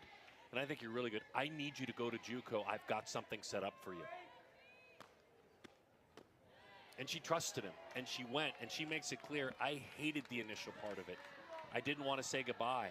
And then she went to Waco, Texas, and went to McLennan and pitched her team all the way to the JUCO World Series. She went 15-3 in the year where she didn't know what was going to happen.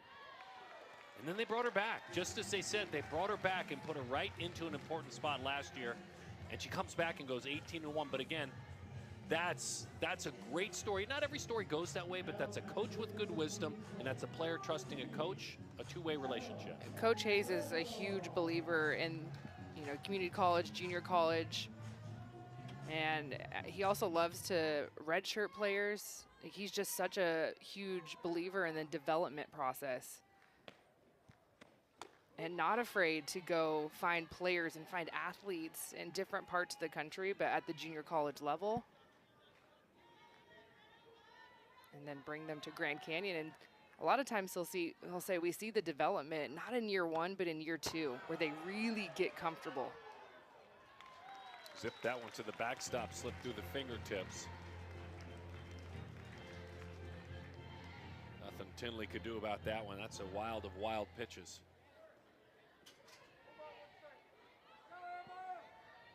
That story for me is just, I don't want to be the person that sits up here and talks. It sounds like I'm talking against a portal. That's not what I'm doing. I just think there are alternate or sometimes avenues that work in a different way, because a lot of times in that case, an athlete like Taryn would be, that's okay, I'm going to pack my stuff, give it back to you, I'll go somewhere else. Which she has the right to do. Wicked curveball, dives down and away. That's strike 3. Kavanaugh down on strikes. Just really elite movement down in the zone. Drop ball that has a tail to it. Just letting it run on the glove side.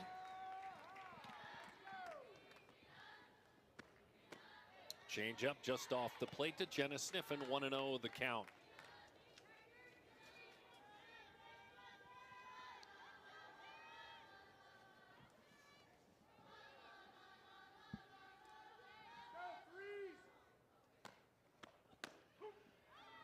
Goes right back to work. 1 ball, 1 strike the count.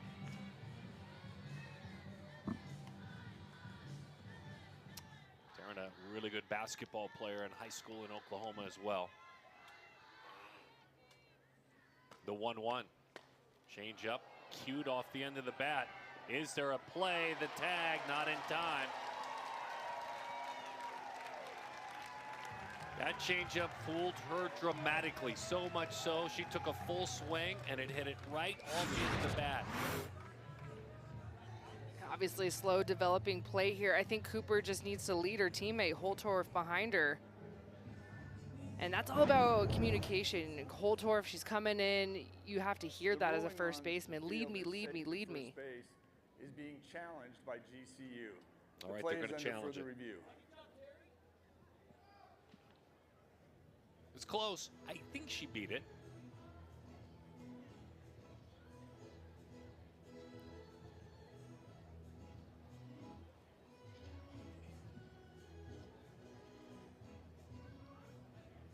There's that success meets frustration when you make such a good pitch that you fool a D1 hitter that badly that it's almost as if they hit it with their backswing. But then the frustration comes when it's a base hit.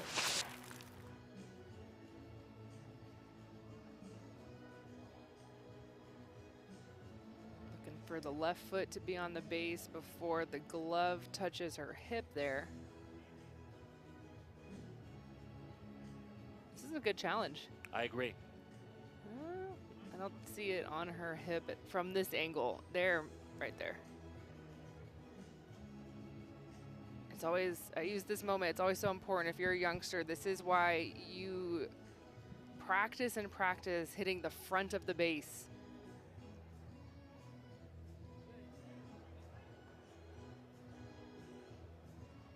Wow, that angle's a little different, isn't it? I don't know if there's enough to overturn. It has to be. It's closer than I thought, though, Ken. No doubt, no doubt. Live, I thought it's safe. Closer than I thought. Yep. We're looking at the DV Sport. I love that all GCU does this on campus too. I love that they've partnered with the broadcast in order to give us this look. I think they just showed us the best look a minute ago. I think if it's going to be overturned, I agree there's probably not enough, but they just showed us that best look. Ooh, this is pretty HD here. Foot is not on the base there to me. But I don't see the tag there either. There's not enough. Yeah, there's 2 really questionable moments right there. Almost on the base and almost tagging. Hard to tell. They've got an answer, though.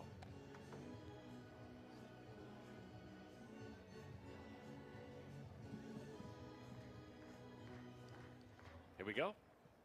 After review, the ruling of safe at first base stands. That is GCU's first challenge. They have 1 remaining. Okay, so it stands. I think that's worthwhile spending that one, as you said. That was really close. I still think the better play would have been to lead Holtorf, who's coming in full speed behind you as a first baseman, maybe a little bit on your heels, but you have to practice that and you have to look and hear and be ready for that communication. Lead me, lead me, lead me, and you toss it to first base and your teammate is there. Here is Kez Lucas. 0-1 the count. If I may, too, I know it was a hard dive for Cooper. And that surface is hard. I mean, she took a hard dive, almost knocked the wind out of her a little bit. I thought for just a moment that Grace might keep on running. All right, What are we going to talk about here? I got one. Michael Hernandez. Michael Montoya was his. My guess is the pitch clock. So okay. The umpire at third base, his responsibility is usually to time that pitch clock. Bouncing ball, base hit left field. So the ever so close play that goes the way of the Cats turns out to be advantageous as Kez Lucas continues to roll. The bottom of the lineup is getting comfortable. Yeah, how about the Big 12 Freshman of the Week? Just keep it rolling. Grace Jenkins, who was on base via the free pass, via the walk, comes around to score.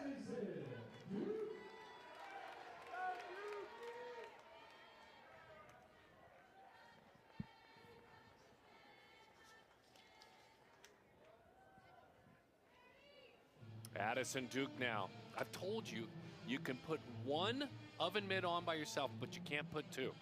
You got to have a coach help you if you're going to get that second one on. I've always told you that. And she's got it on. Here's Addison Duke.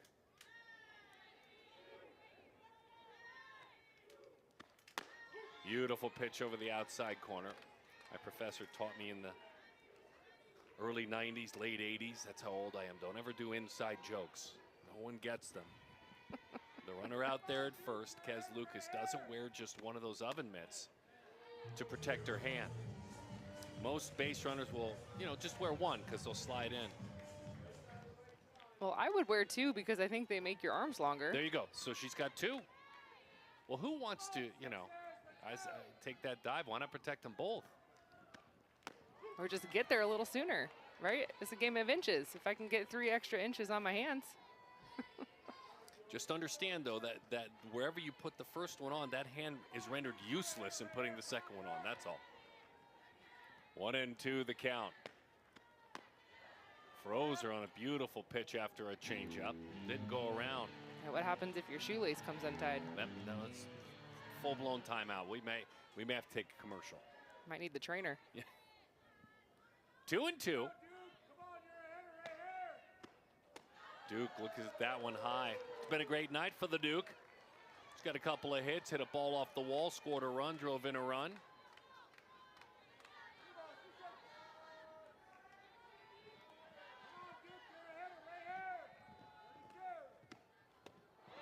That changeup is tough. Wow. What a pitch by Batterton that time. Not before the Cats, though. Don't add another. They do just that, and they lead it by 6 over their rivals from Phoenix.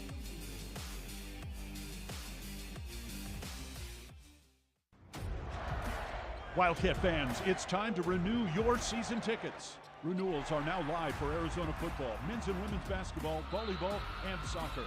Not a season ticket holder? Well, now's your chance to become one, as new season tickets are also on sale.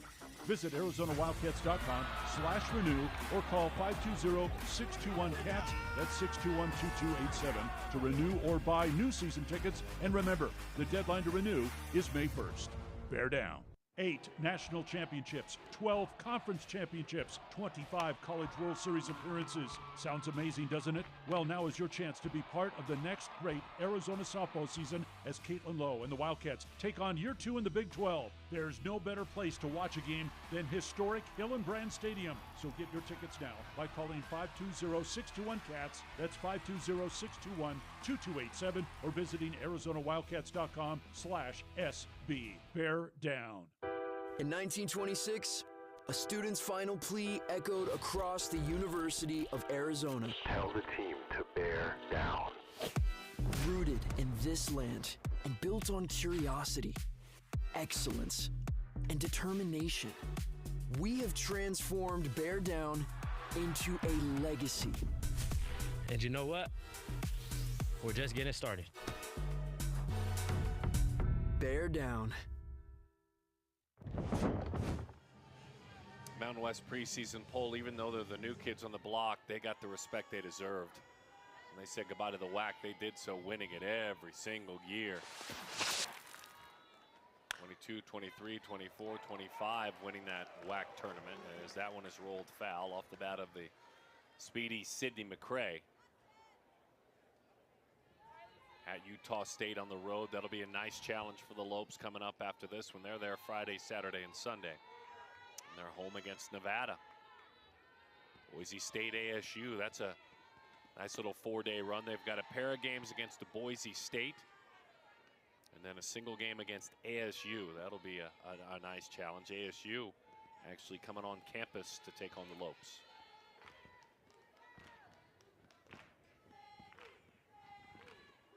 Sydney chops that one foul.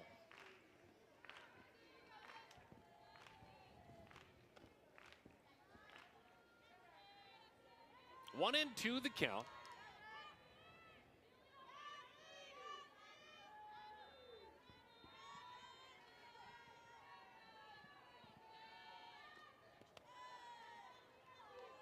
Got a piece of our home plate umpire. I told you McCray, a Floridian. Ned Rodney played professionally for a long, long time. There's that famous video of Rodney McCray running through an outfield wall, a wooden wall, as a minor leaguer. And that's Dad. That's a heck of a play, by the way. That's a do-or-die play for Trice. She knows it because she forces others to make that exact same play. That's a great point. She knows what speed is all about. And taking a look at Grand Canyon, obviously the newbies to the Mountain West, but a nice conference for them, a nice landing spot. Still have San Diego State on the schedule as well. Strong conference, especially at the top. Nevada, Grand Canyon, San Diego State. Those are as tough a 3 mid-majors that you're going to find in the country. 1-0 the count. As far as RPI and really good teams to start this year anyway, and now we're pretty deep into this year. When you're looking at RPI, there's North Florida out of the A-Sun. There's Fullerton out of the Big West. Bradford out of the Big South.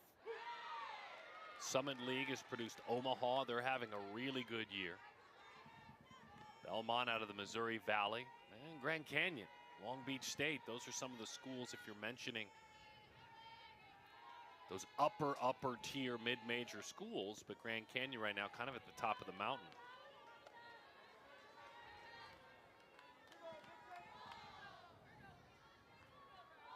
Reagan Holtorf, 3-1 the count.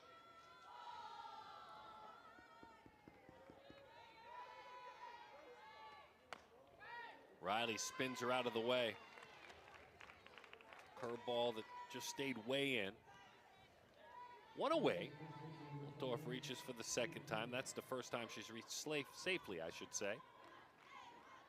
And here's Jada Cooper.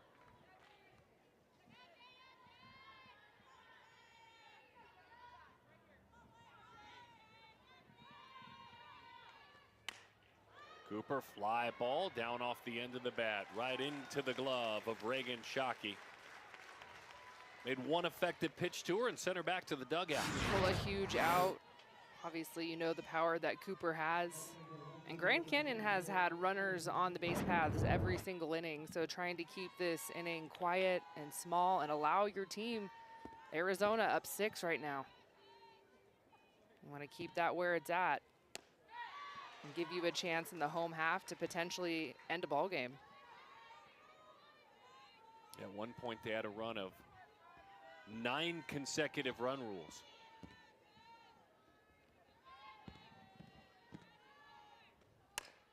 That one's grounded out toward Trice, but that's not an easy play, and Double Zero just makes it look easy. Couple of nice plays in this inning. Look at her out there running the bases, picking it at second, hitting homers.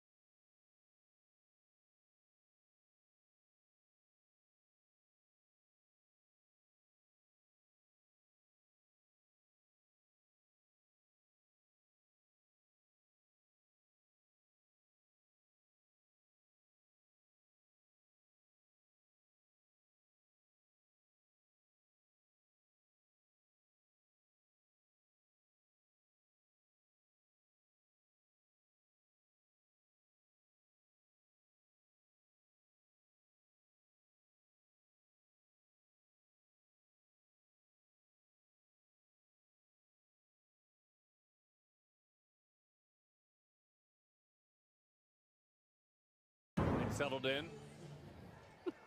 Not necessarily out on the pitch, but about to have a pitch with 5 defenders. And that one is bunted right into that defense. Addison Shiflett was called out in the last minute to come on in and play in that first base spot. Shiflett, the right fielder. Meantime, Jada Cooper is literally playing pitcher number 2.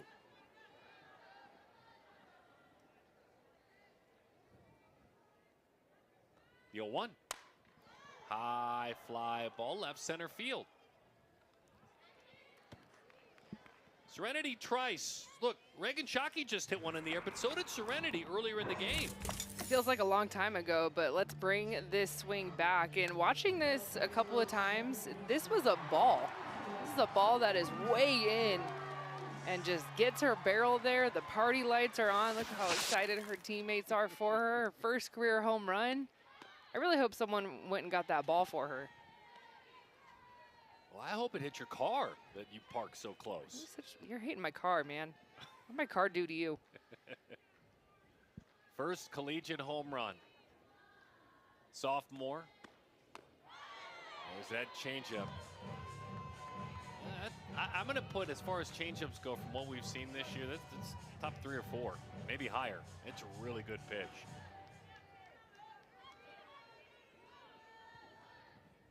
I've got a question for you, former pitcher type question I want to ask you. So besides the obvious of a hitter thinking it's fast but it's slow, what are some of the great personalities of a good changeup? What to you makes a really good changeup? Movement, where it drops down in the zone.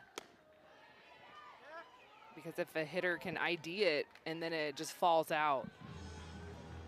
And what makes Batterton's changeup so elite is that she tunnels it so well with her drop ball, so the hitters are locked in low in the zone and their eyes light up when they see it, thinking that maybe it's a drop ball.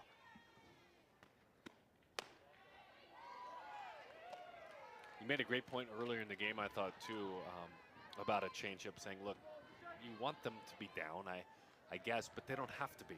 It's as much about the change of velocity than it is, and the deception than it is height. Deception. Pitching is all about deception. 3-2. You just have to constantly keep hitters on their toes. Move their eyes around as well. Make them uncomfortable with the speeds. The 3-2. Little roller out towards second. 2 outs in the inning.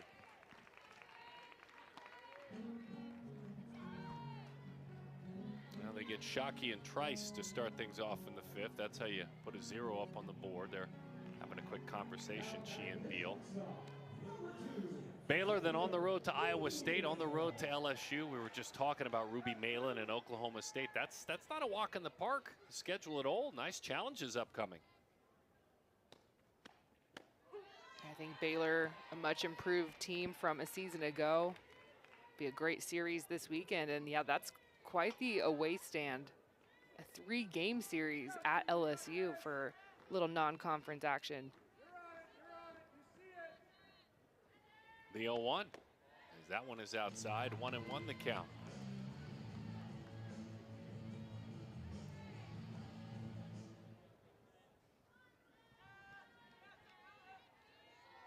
Taryn spins that softball while she awaits her pitch assignment, and it is a changeup, and it's bunted foul. Taylor singled back in the 2nd inning. She's flied to left and lined to center field.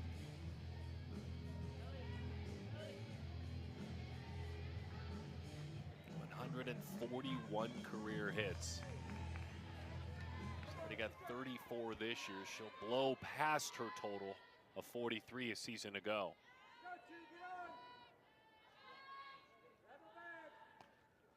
I'm going to give you a fun stat just because I think it's worth a conversation. Taylor Beal in her college career has 27 stolen bases.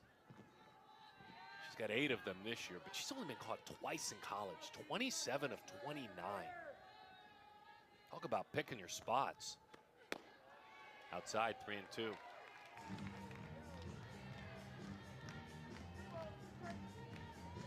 been caught trying to steal a base since 2024.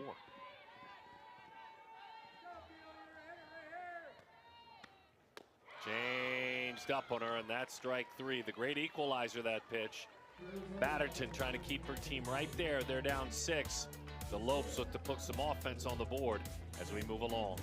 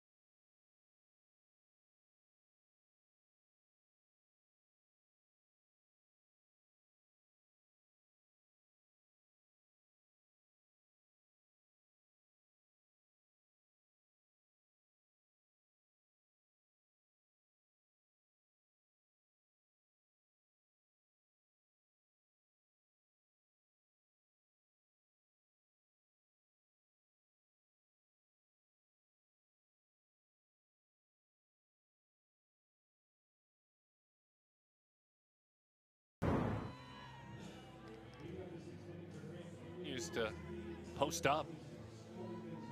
D1 softball preseason. Top 100 freshman watch list. Softball America preseason freshman watch list. Both on those lists as she deals with Emily Gonzalez. As the first pitch is a little bit low.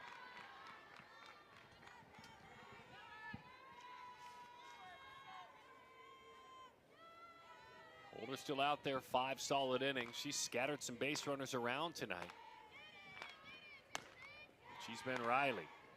What I mean by that is there's just a couple of strikeouts, but there's been 9 ground ball outs. In the last 3 innings has not issued a hit.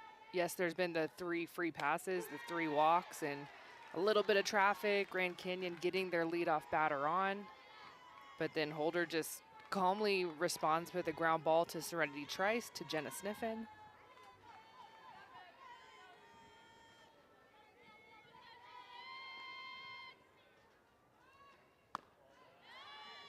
Way inside and off the plate, 3-1 the count.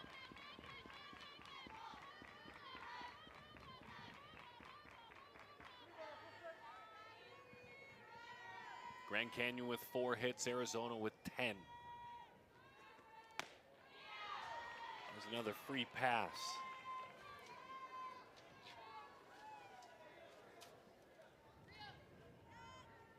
It's one little thing she'd like to flush and see if she can move past that. Yeah, 5 of the 6 innings, the Lopes have had that lead runner on.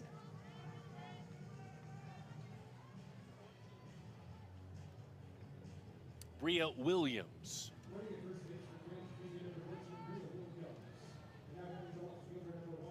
Will run. The sophomore outfielder, Bria, out of Baghdad High School, Baghdad, Arizona.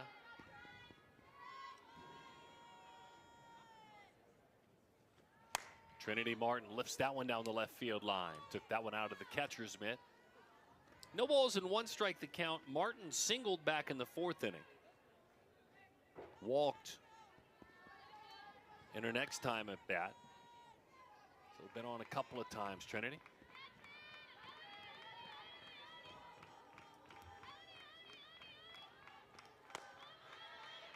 Looks at a curveball that misses inside.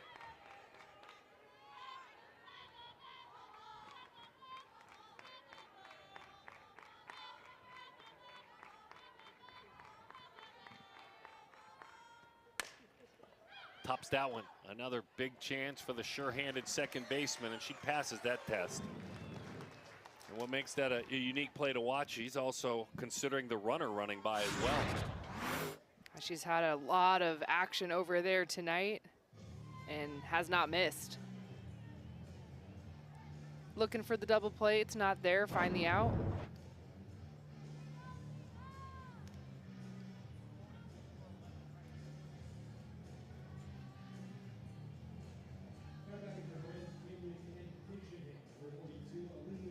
Alina Satcher gets the call. Houston, Texas. Satcher, a player that can help your team a couple of ways with a bat in her hand. Also hop into the circle. She's pitched in a couple of games as well. But when she's hit this year in her 34 at bat, she's hit .353. She's got 5 home runs. She's got 12 hits, 5 of them homers.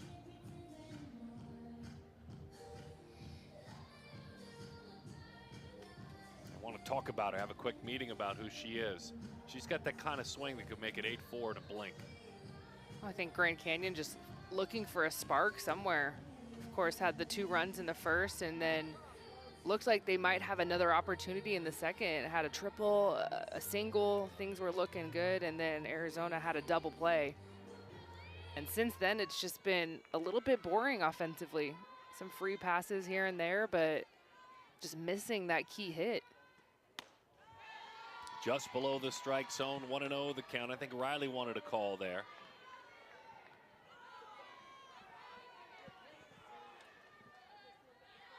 Thatcher pitched and hit last year.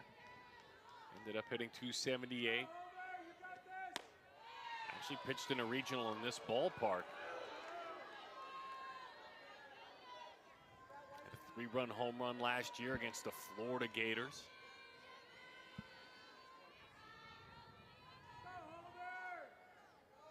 .2-0 the count. Funny, just when Riley seems like she might get in a little bit of trouble, she rolls a ground ball. It's kind of been what it is. And you mentioned without giving up a hit since, you know, what, back in the second inning? Yep, second inning. A lot of walks, a lot of chances, though. She's cracked that door open for sure for Grand Canyon. But then slammed it shut with ground balls. Look out, Coach Hayes. He hops right out of the way. 2-2 the count. I mean, in the last 3 innings, there have been 5 ground balls, 2 specifically Serenity Trice at second base. A lot of balls off the end of the bat. A lot of lefties rolling over that drop ball.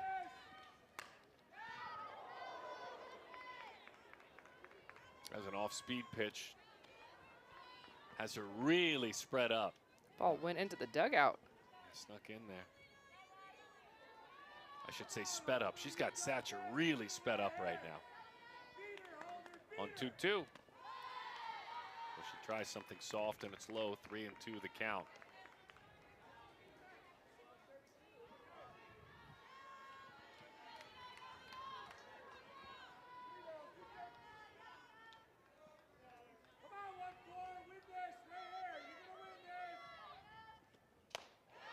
Outside, ball 4.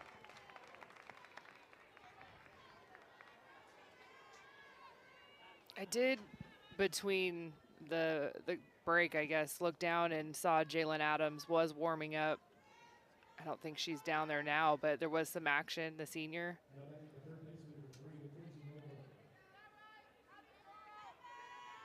There she is on the left.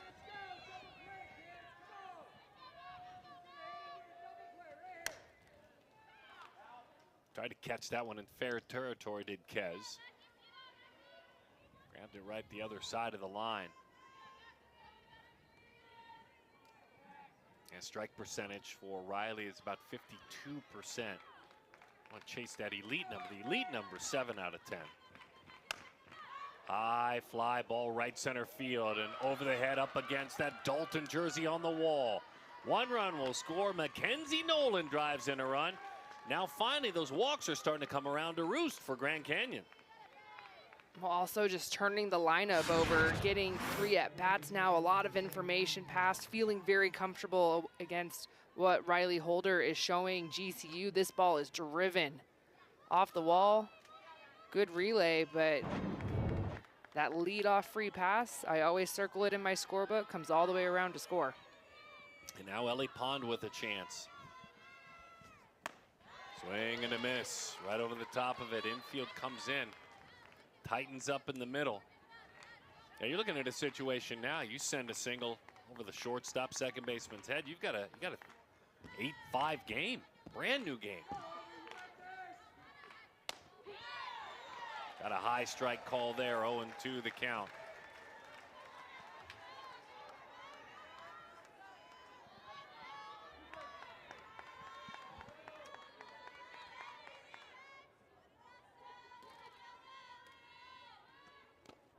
Two, right in at her shoe tops, it dives inside.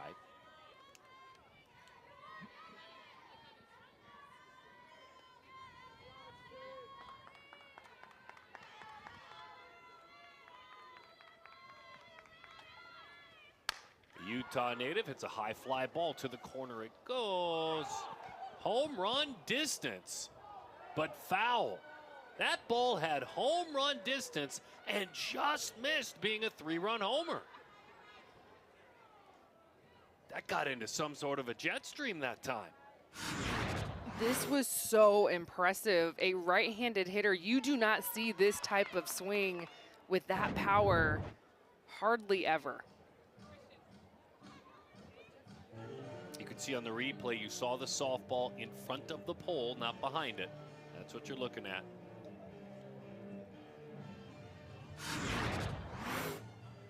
Watch it cross in front of the pole. Have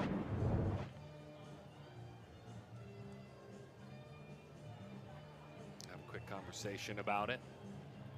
Well, and Sydney Stewart and Riley Holder having a chat, the senior with the freshman. You're getting a lot of data from that swing as a pitcher, because that was impressive.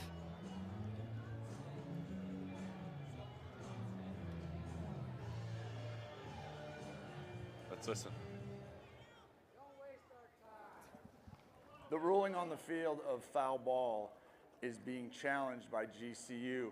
One of the components of the challenge that we'll be looking at is whether the ball was higher than the screen or not, which would make it not eligible. The play is under further review. Okay, which it wasn't. It wasn't higher than the screen. We saw it cross in front of the foul pole.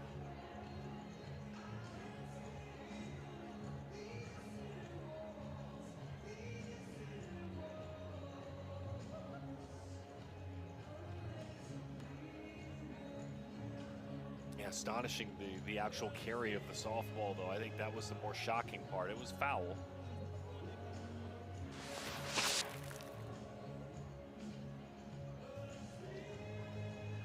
We'll peek in on DV Sport with our umpires inside the room there.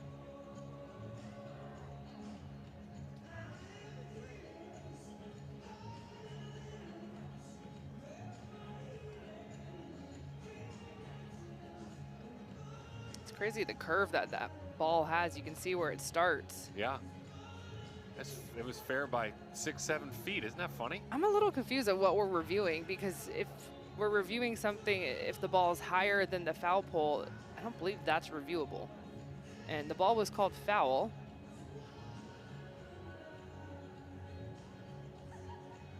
A home run can be reviewed if it's foul, but it definitely wasn't higher than the foul pole. Wasn't that? No, it comes down. Comes down and you see it cross in front. Yep. Not disappear behind.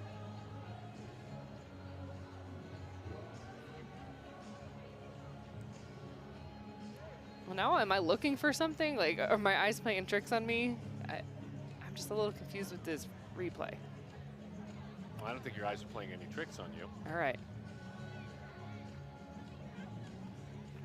And the key is, if you're looking at that foul pole and the ball disappears behind it, then it's a home run. If it crosses in front of it, it's a foul ball. And it did come down. So the first element is the ball was not higher than the screen. After review, the call on the field of foul ball, That is the second challenge by GCU. They have none left. Okay. That's the right call.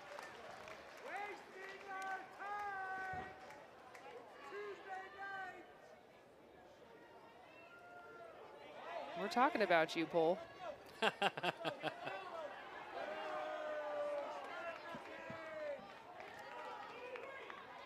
Talking about, you know, a pole. We have a pole and a pond. It's all coming together here. And a pond at the pole. But then the pond digs back in the box. Here we go. All right, 1 and 2 the count. Instead, she rolls it, got a piece of her leg up the third base side.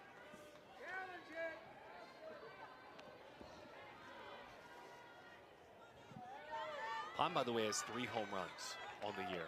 She's slugging .563, but it feels like everyone in this lineup slugs .563. 1-2 is low. That's just a whippy athletic swing, though, to be able to drive it like that the other way.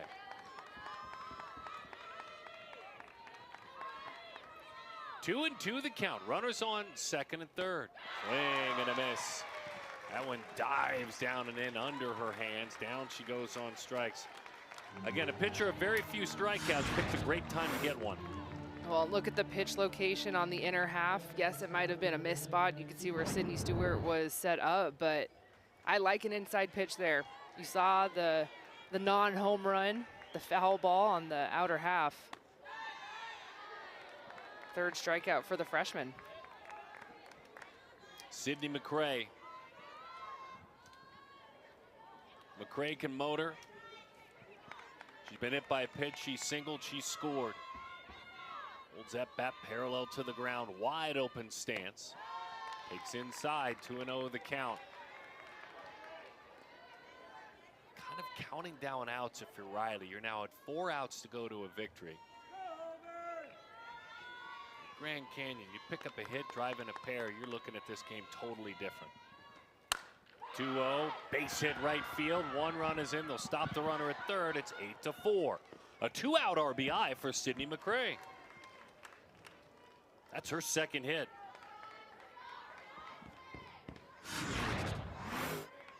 Couple of at-bats in this inning for Grand Canyon, just looking very comfortable against Riley Holder, getting on the bottom half of that drop ball. Sydney McCray, man, she's just such an athlete, a triple threat, has the ability to swing away, drop a drag. Of course, she's gonna steal here. You just know it. One of the best to do it in the nation. Bouncing ball out towards short on a backhand. Hurried to first, unable to dig it out. McCray hurries to third. A run does score. Grand Canyon chipping away. And it's now 8-5. Great effort by Beal. Lucas couldn't scoop it. Off the end of the bat, Taylor Beal, a little backhand here, and then trying to give Kez Lucas a long one hop. Comes out of the glove.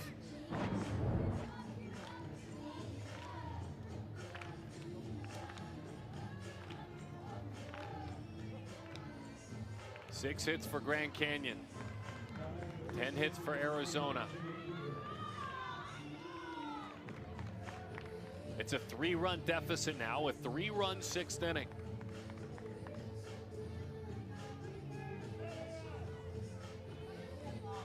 And an incredibly dangerous hitter who can tie this game now with 1 swing of the bat. Jada Cooper flied out last time up, homered in the first. Right in at her knees for strike 1. What a perfect get-ahead pitch that was.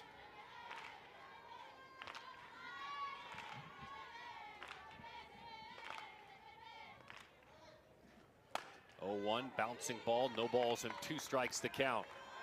If you're Grand Canyon, you need Jada Cooper to step up right here. And this is a hitter that is absolutely capable of tying this ball game with 1 swing. You don't need her to tie it, but you just need a big, productive at-bat from your best hitter, your best power bat. The 0-2. 1-2 the count.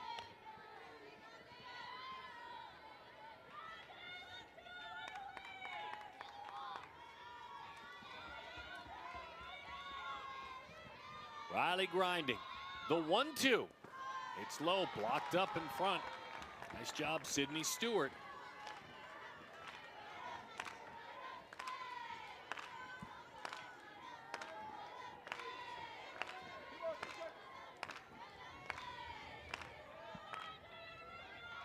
Pitch number 99 on 2-2.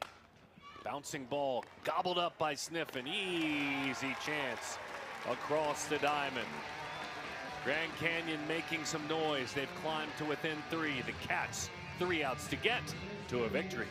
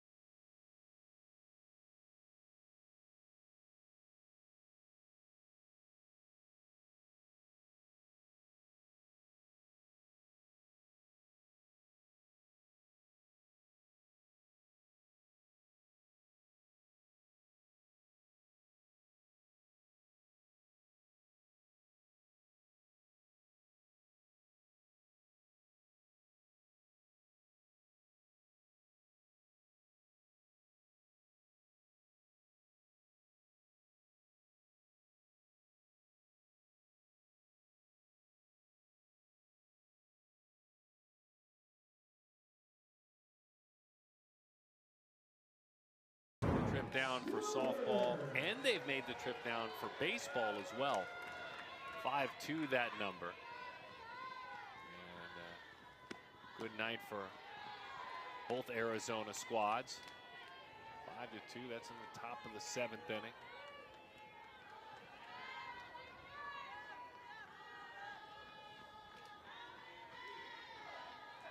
Sydney Stewart leads it off.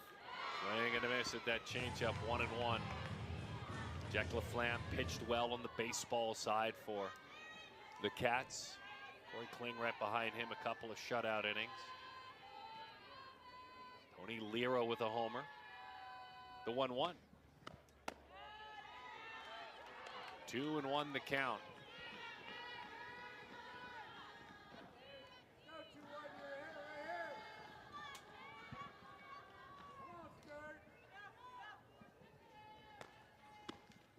Sid spits on a changeup that misses low. That's a great 2-1 pitch and an even better take. Yeah, that changeup has absolutely neutralized the bats of Arizona. 3-1. Drives that one to right field. Boy, that was scalded. You can't hit a single much harder than that. Oh, baby. It's her second hit the other way tonight.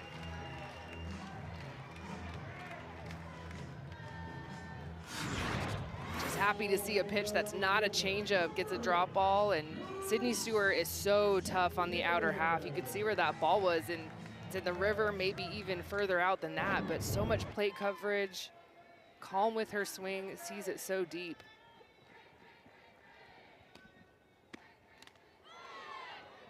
Oh, and 1 the count on Grace Jenkins.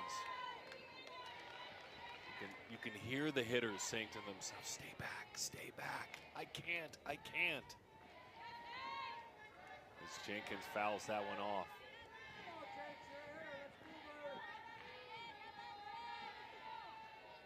Oh, and 1 the count on Grace. She takes just off the plate outside.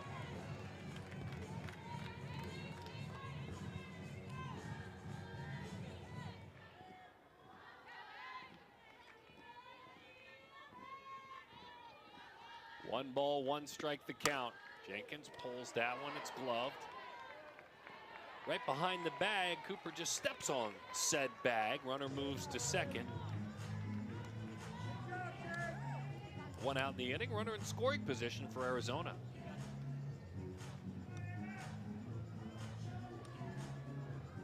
There's the 1 mitt, not the 2. She's not a 2 sliding mitt girl. No, no. She's a 0 sliding mitt person now that she's coming off. She's sharing it. Kiki. Yeah. Kiki, if you'll notice, will just put the 1 on so she doesn't have to worry about the second, which would include a coach having to come out and assist. Here's Emma Kavanaugh. I have an idea about the other mitt. Okay, I look forward to hearing it. As Emma takes a changeup for strike 1. Free graphic idea for someone out there. If a hitter's hot, use a picture of a hitter with the mitt on and say she's cooking. Oh, that's excellent. Thank you. You should be in some sort of creative job someday. Ooh. Wow, that was close. Grand Canyon is out of their challenges. Awfully close. Could have an umpire review here. Ooh. She's out. Yeah.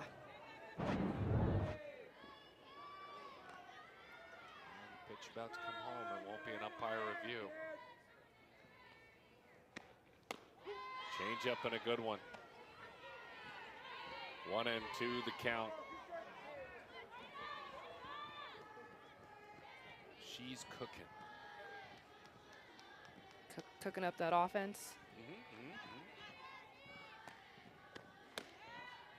2-2 the count.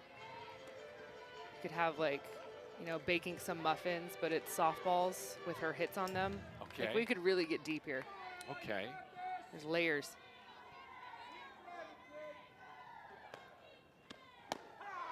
Beautiful pitch, the changeup. Then she zips one over the inside corner, straightened it out.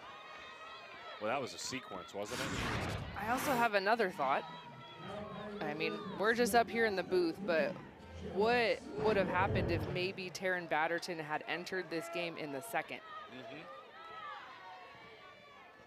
It's the 4th strikeout for the veteran. Yeah, she has been completely in command of this game. Her work, and again, this is an all-conference pitcher. She's had an incredible year, so this isn't shocking anyone. She's a big-time impact player, but this is 2 1/3, 2 2/3 now with 4 strikeouts.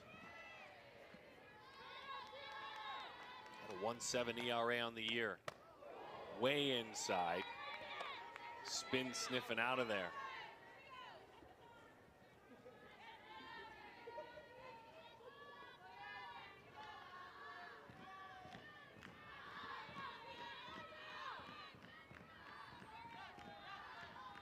The 1-1. 2-1 the count. Abby Jones went an inning and a third and gave up a couple of runs. Oakley Vickers gave up 5 overall. 3 of them were earned. Taryn has for sure been in command more so than any Lopes pitcher in this game. Check swing and it's fouled off. 2-2 the count.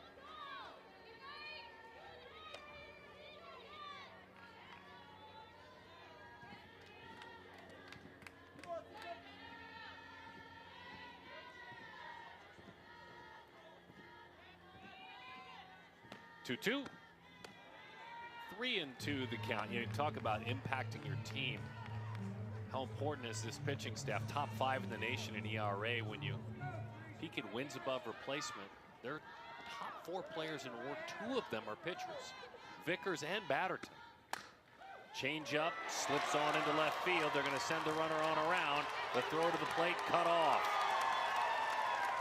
It's a single, it's an RBI. And the beat goes on for the bottom of the order for the Cats. That's a massive add-on run. Yeah, this another changeup here from Batterton back to back. So Jenna Sniffen is kind of dialed in, sees that pitch, and it gets past the infield. And this ball is cut. This ball needs to be thrown with a little bit more velocity. It needs to be all the way home. There's no reason that ball needs to be cut. Here's Kez Lucas.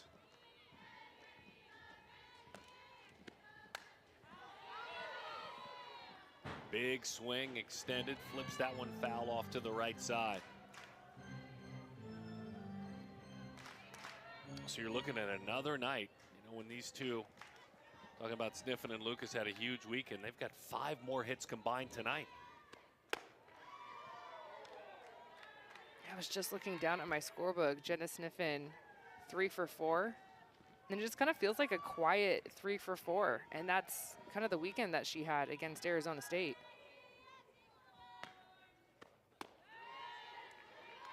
And you talk about the danger at the top of the order, the power in the middle of the order. Being satisfied with singles. You're strong enough, you're athletic enough, you're going to get your extra base hits. If you're Kez, if you're Jenna, starting to be really satisfied with those singles. Fly ball, very shallow center. Be satisfied with those singles. Just strong enough to fight it off. She found green grass, and all that bad luck we talked about is swinging her way now. The good luck is here. Off at the end of the bat here, sitting on that off-speed pitch. I thought that we might see McCray have another diving catch. She does not leave her feet. The short hop gets away. Yeah, it hasn't been the most amazing hits, right? Of course, Sydney Stewart's gonna get the highlights. We're talking about her home runs, and Reagan Shockey's always putting bat to the ball with the high chop, but there's something to be said about just constantly getting on base and putting the ball in play. And especially seeing that from the bottom of your lineup.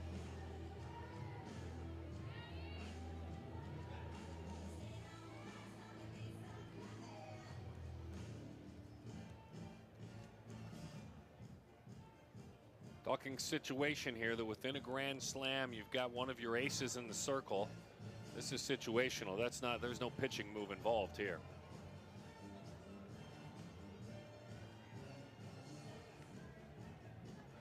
Trying to find a way to get one more out and see if they can get back to scoring a few more runs.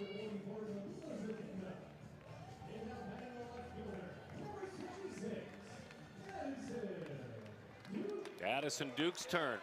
Singled a couple of times, drove in a run, scored a run.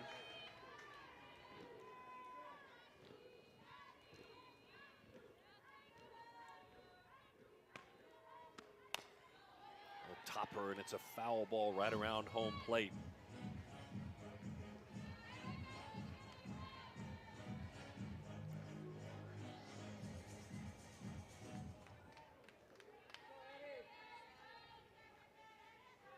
Nightclub vibe there for a minute.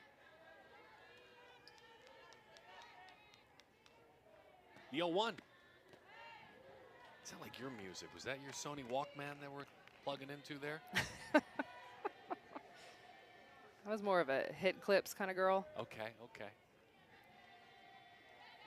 When you had to go pay for songs like $1 a song. I mean, I'm an 8-track guy. That's how old I am. Billy Joel, Glass Houses on an 8-track. The 1-1. Outside, 2-1 the count. Who was your iconic music when you were, let's say, teenage years, high school? Big into pop, Spice Girls, NSYNC, Backstreet Boys.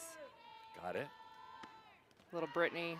Okay. Like, literally my first, I remember I had the Spice Girl CD and I had the NSYNC and Britney Spears hit clips, where I don't even think it played the full song. I think it literally only played like 45 seconds of a song. Okay. And you would just sit there and play it and play it and play it. And I still know all the words, so did something there. Hit on a line, played on a backhand. Hit clips. Look it up, kids. Hit clips. Get educated. Learn something new every day. 3 outs to a victory for the Cats.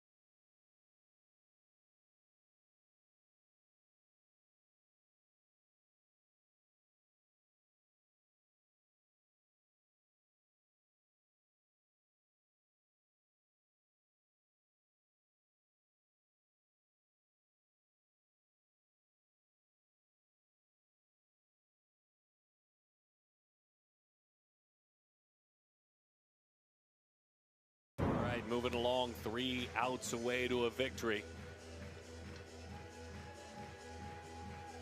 Interesting, there has been a lot of conversation up here, and it's not in a negative way. Just, I think people keep talking about that near home run that Ellie Pond hit a couple of innings ago. Just fair, just foul, what was it?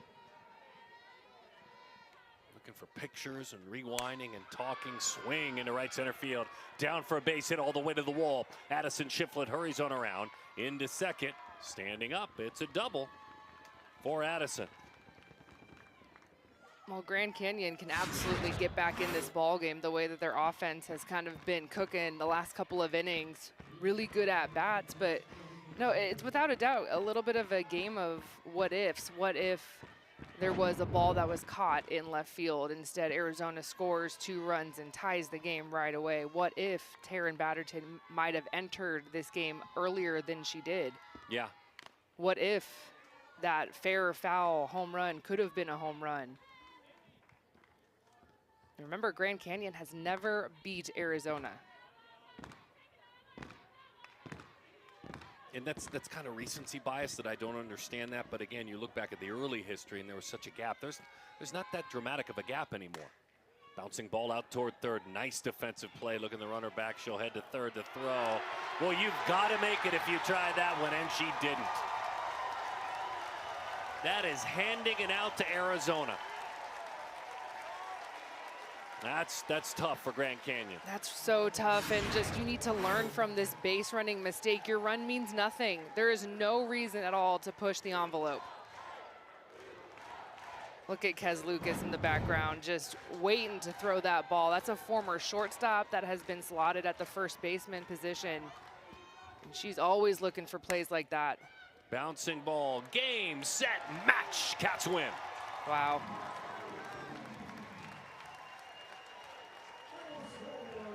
That inning summed up the last 4 innings for Grand Canyon. Get the runners on early.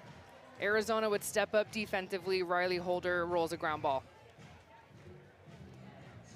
I'm telling you, you think about the Holder piece of all this, the bend but not break outing, you doff your cap. I mean, she was really good. This is a growth night for Riley Holder. This is a 7-inning complete game, scattered 5 walks. That part wasn't pretty. 13 ground ball outs. And I like this is big. This is a top 25 team. This is a team that's one behind you in the RPI. This is one of the best mid-major teams in the country, and you bended a bit, but you didn't break. Yep, full 7, doesn't get pulled. Arizona sticks with the freshman, a huge game for her. And had to figure out how to readjust, right? There were some innings where Grand Canyon's looking really good, having good at-bats. She makes adjustments on her drop ball, hits some better spots. And this is a big win for Arizona. I mean, you have that midweek top 25 matchup. Of course, yeah, state bragging rights, especially in a week where Arizona just beat Arizona State, and then you add on Grand Canyon. This state right now, elite softball talent with all 3 schools being ranked this week. And Arizona stays on top. Yeah, there are things that when they look back upon it, Grand Canyon doesn't settle. They're not just a glad-to-be-there kind of team in this setting. They came here to win this game. And they could have. They could have absolutely won this game today. That's the scary part. They had so many chances. Defensive miscues, a home run that could have been here or there. Oh, but there was that home run. I mean, we can't stop talking about that one kid that hit that one home run. Serenity, are you with us? I am. Hi. You homered the first time ever. Tell me all about everything you want to tell me about it, please. Yeah, I think I've been having some, BP where I hit a few out, so we're just waiting for that time, and I guess today was the day, so super excited. Well, I asked your head coach if she ever hit a home run or slapped a home run, and she said no, so I hope you know that you have that on her now, okay? She never slapped a home run for as good as she was. But talk about that night. I mean, a roller coaster up and down. Riley Holder, maybe speak to her a little bit. You guys were so stubborn defensively. Yeah, I mean, Riley just feeds into our defense, and that's all we ask her to do. I think she did a great job of doing right into the plan. So I think, you know, our offense just came through like we were supposed to, and defense also held it down. So I think it was just a good overall game for us. Take us into the dugout right now. I feel like the last 4 games have been just so much adversity everywhere. You guys have had to have some comeback moments. What is the clubhouse right now, and knowing what you guys have moving forward? Yeah, like Coach King says, like, we want these games, right, to prepare us for, you know, later in the season. So I think us just overcoming that and getting these tough games where we face that adversity now is just going to make us better in the end. So this is a Cats broadcast, and it will always stay that way. But I'm going to give you a chance to give some flowers to Grand Canyon. It's a wonderful time in our state when you have a team like that at a mid-major. Look, you know this. They came here expecting to win, and you guys had to prepare for them just like they were a conference foe, correct? Yeah, absolutely. They're a great team. You know, we had to prepare just as much as we would for Big 12. I think it's great that we have so much talent in the state of Arizona, and just fun games to be able to have like these small rivalries. Go teach your other teammates how to hit homers, okay? Get out of here. Thank you so much. Thank you. Great stuff. Love that $1 million smile, man.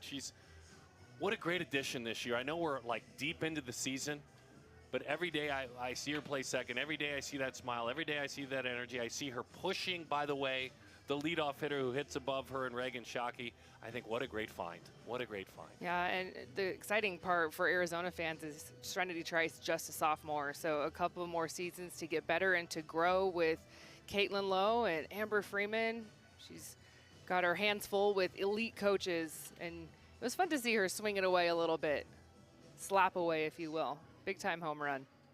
And in the meantime, we bid, at least on this network, goodbye to Grand Canyon. You'll be following them all year long, and we wish them well. This is a Shannon Hayes coach team that came in 33-1. They still are a decorated 33-2. The Mountain West knows how good they are, and I think it's safe to say on this network, in this booth, we wish them a heck of a time, and hopefully they play deep into the postseason. Yeah, and this was a game that you can see right there, Coach Hayes coaching his team up, because this is a regional type of game. In fact, Grand Canyon was at this exact field in postseason a year ago, and they want to advance a little bit further than maybe just being a 3 seed. Maybe they're going to be a 2 seed. Could they be in position to ever host a regional? They are climbing and heading in that direction. So definitely a learning moment for today, because that game could have gone the other way with a couple of different cleanups. Yeah, not just happy to be there anymore. Those days are long gone. They want to go, they want to win, they want to beat teams like Arizona. Look out, ASU. They're thinking about you here in a couple of weeks. It's going to be interesting. Meantime, it's time to go to work for these Cats, and we thank you for spending the evening with us tonight. Arizona is victorious. They get a big one. They needed it against a team inside the top 20 in the RPI in Grand Canyon. On behalf of our entire production team, what a pleasure it is to work with each and every one. My color analyst, amazing. Love talking softball with her. And you love the sport more than we do. We'll see you all the time at this yard, all season long. Have a great rest of your week.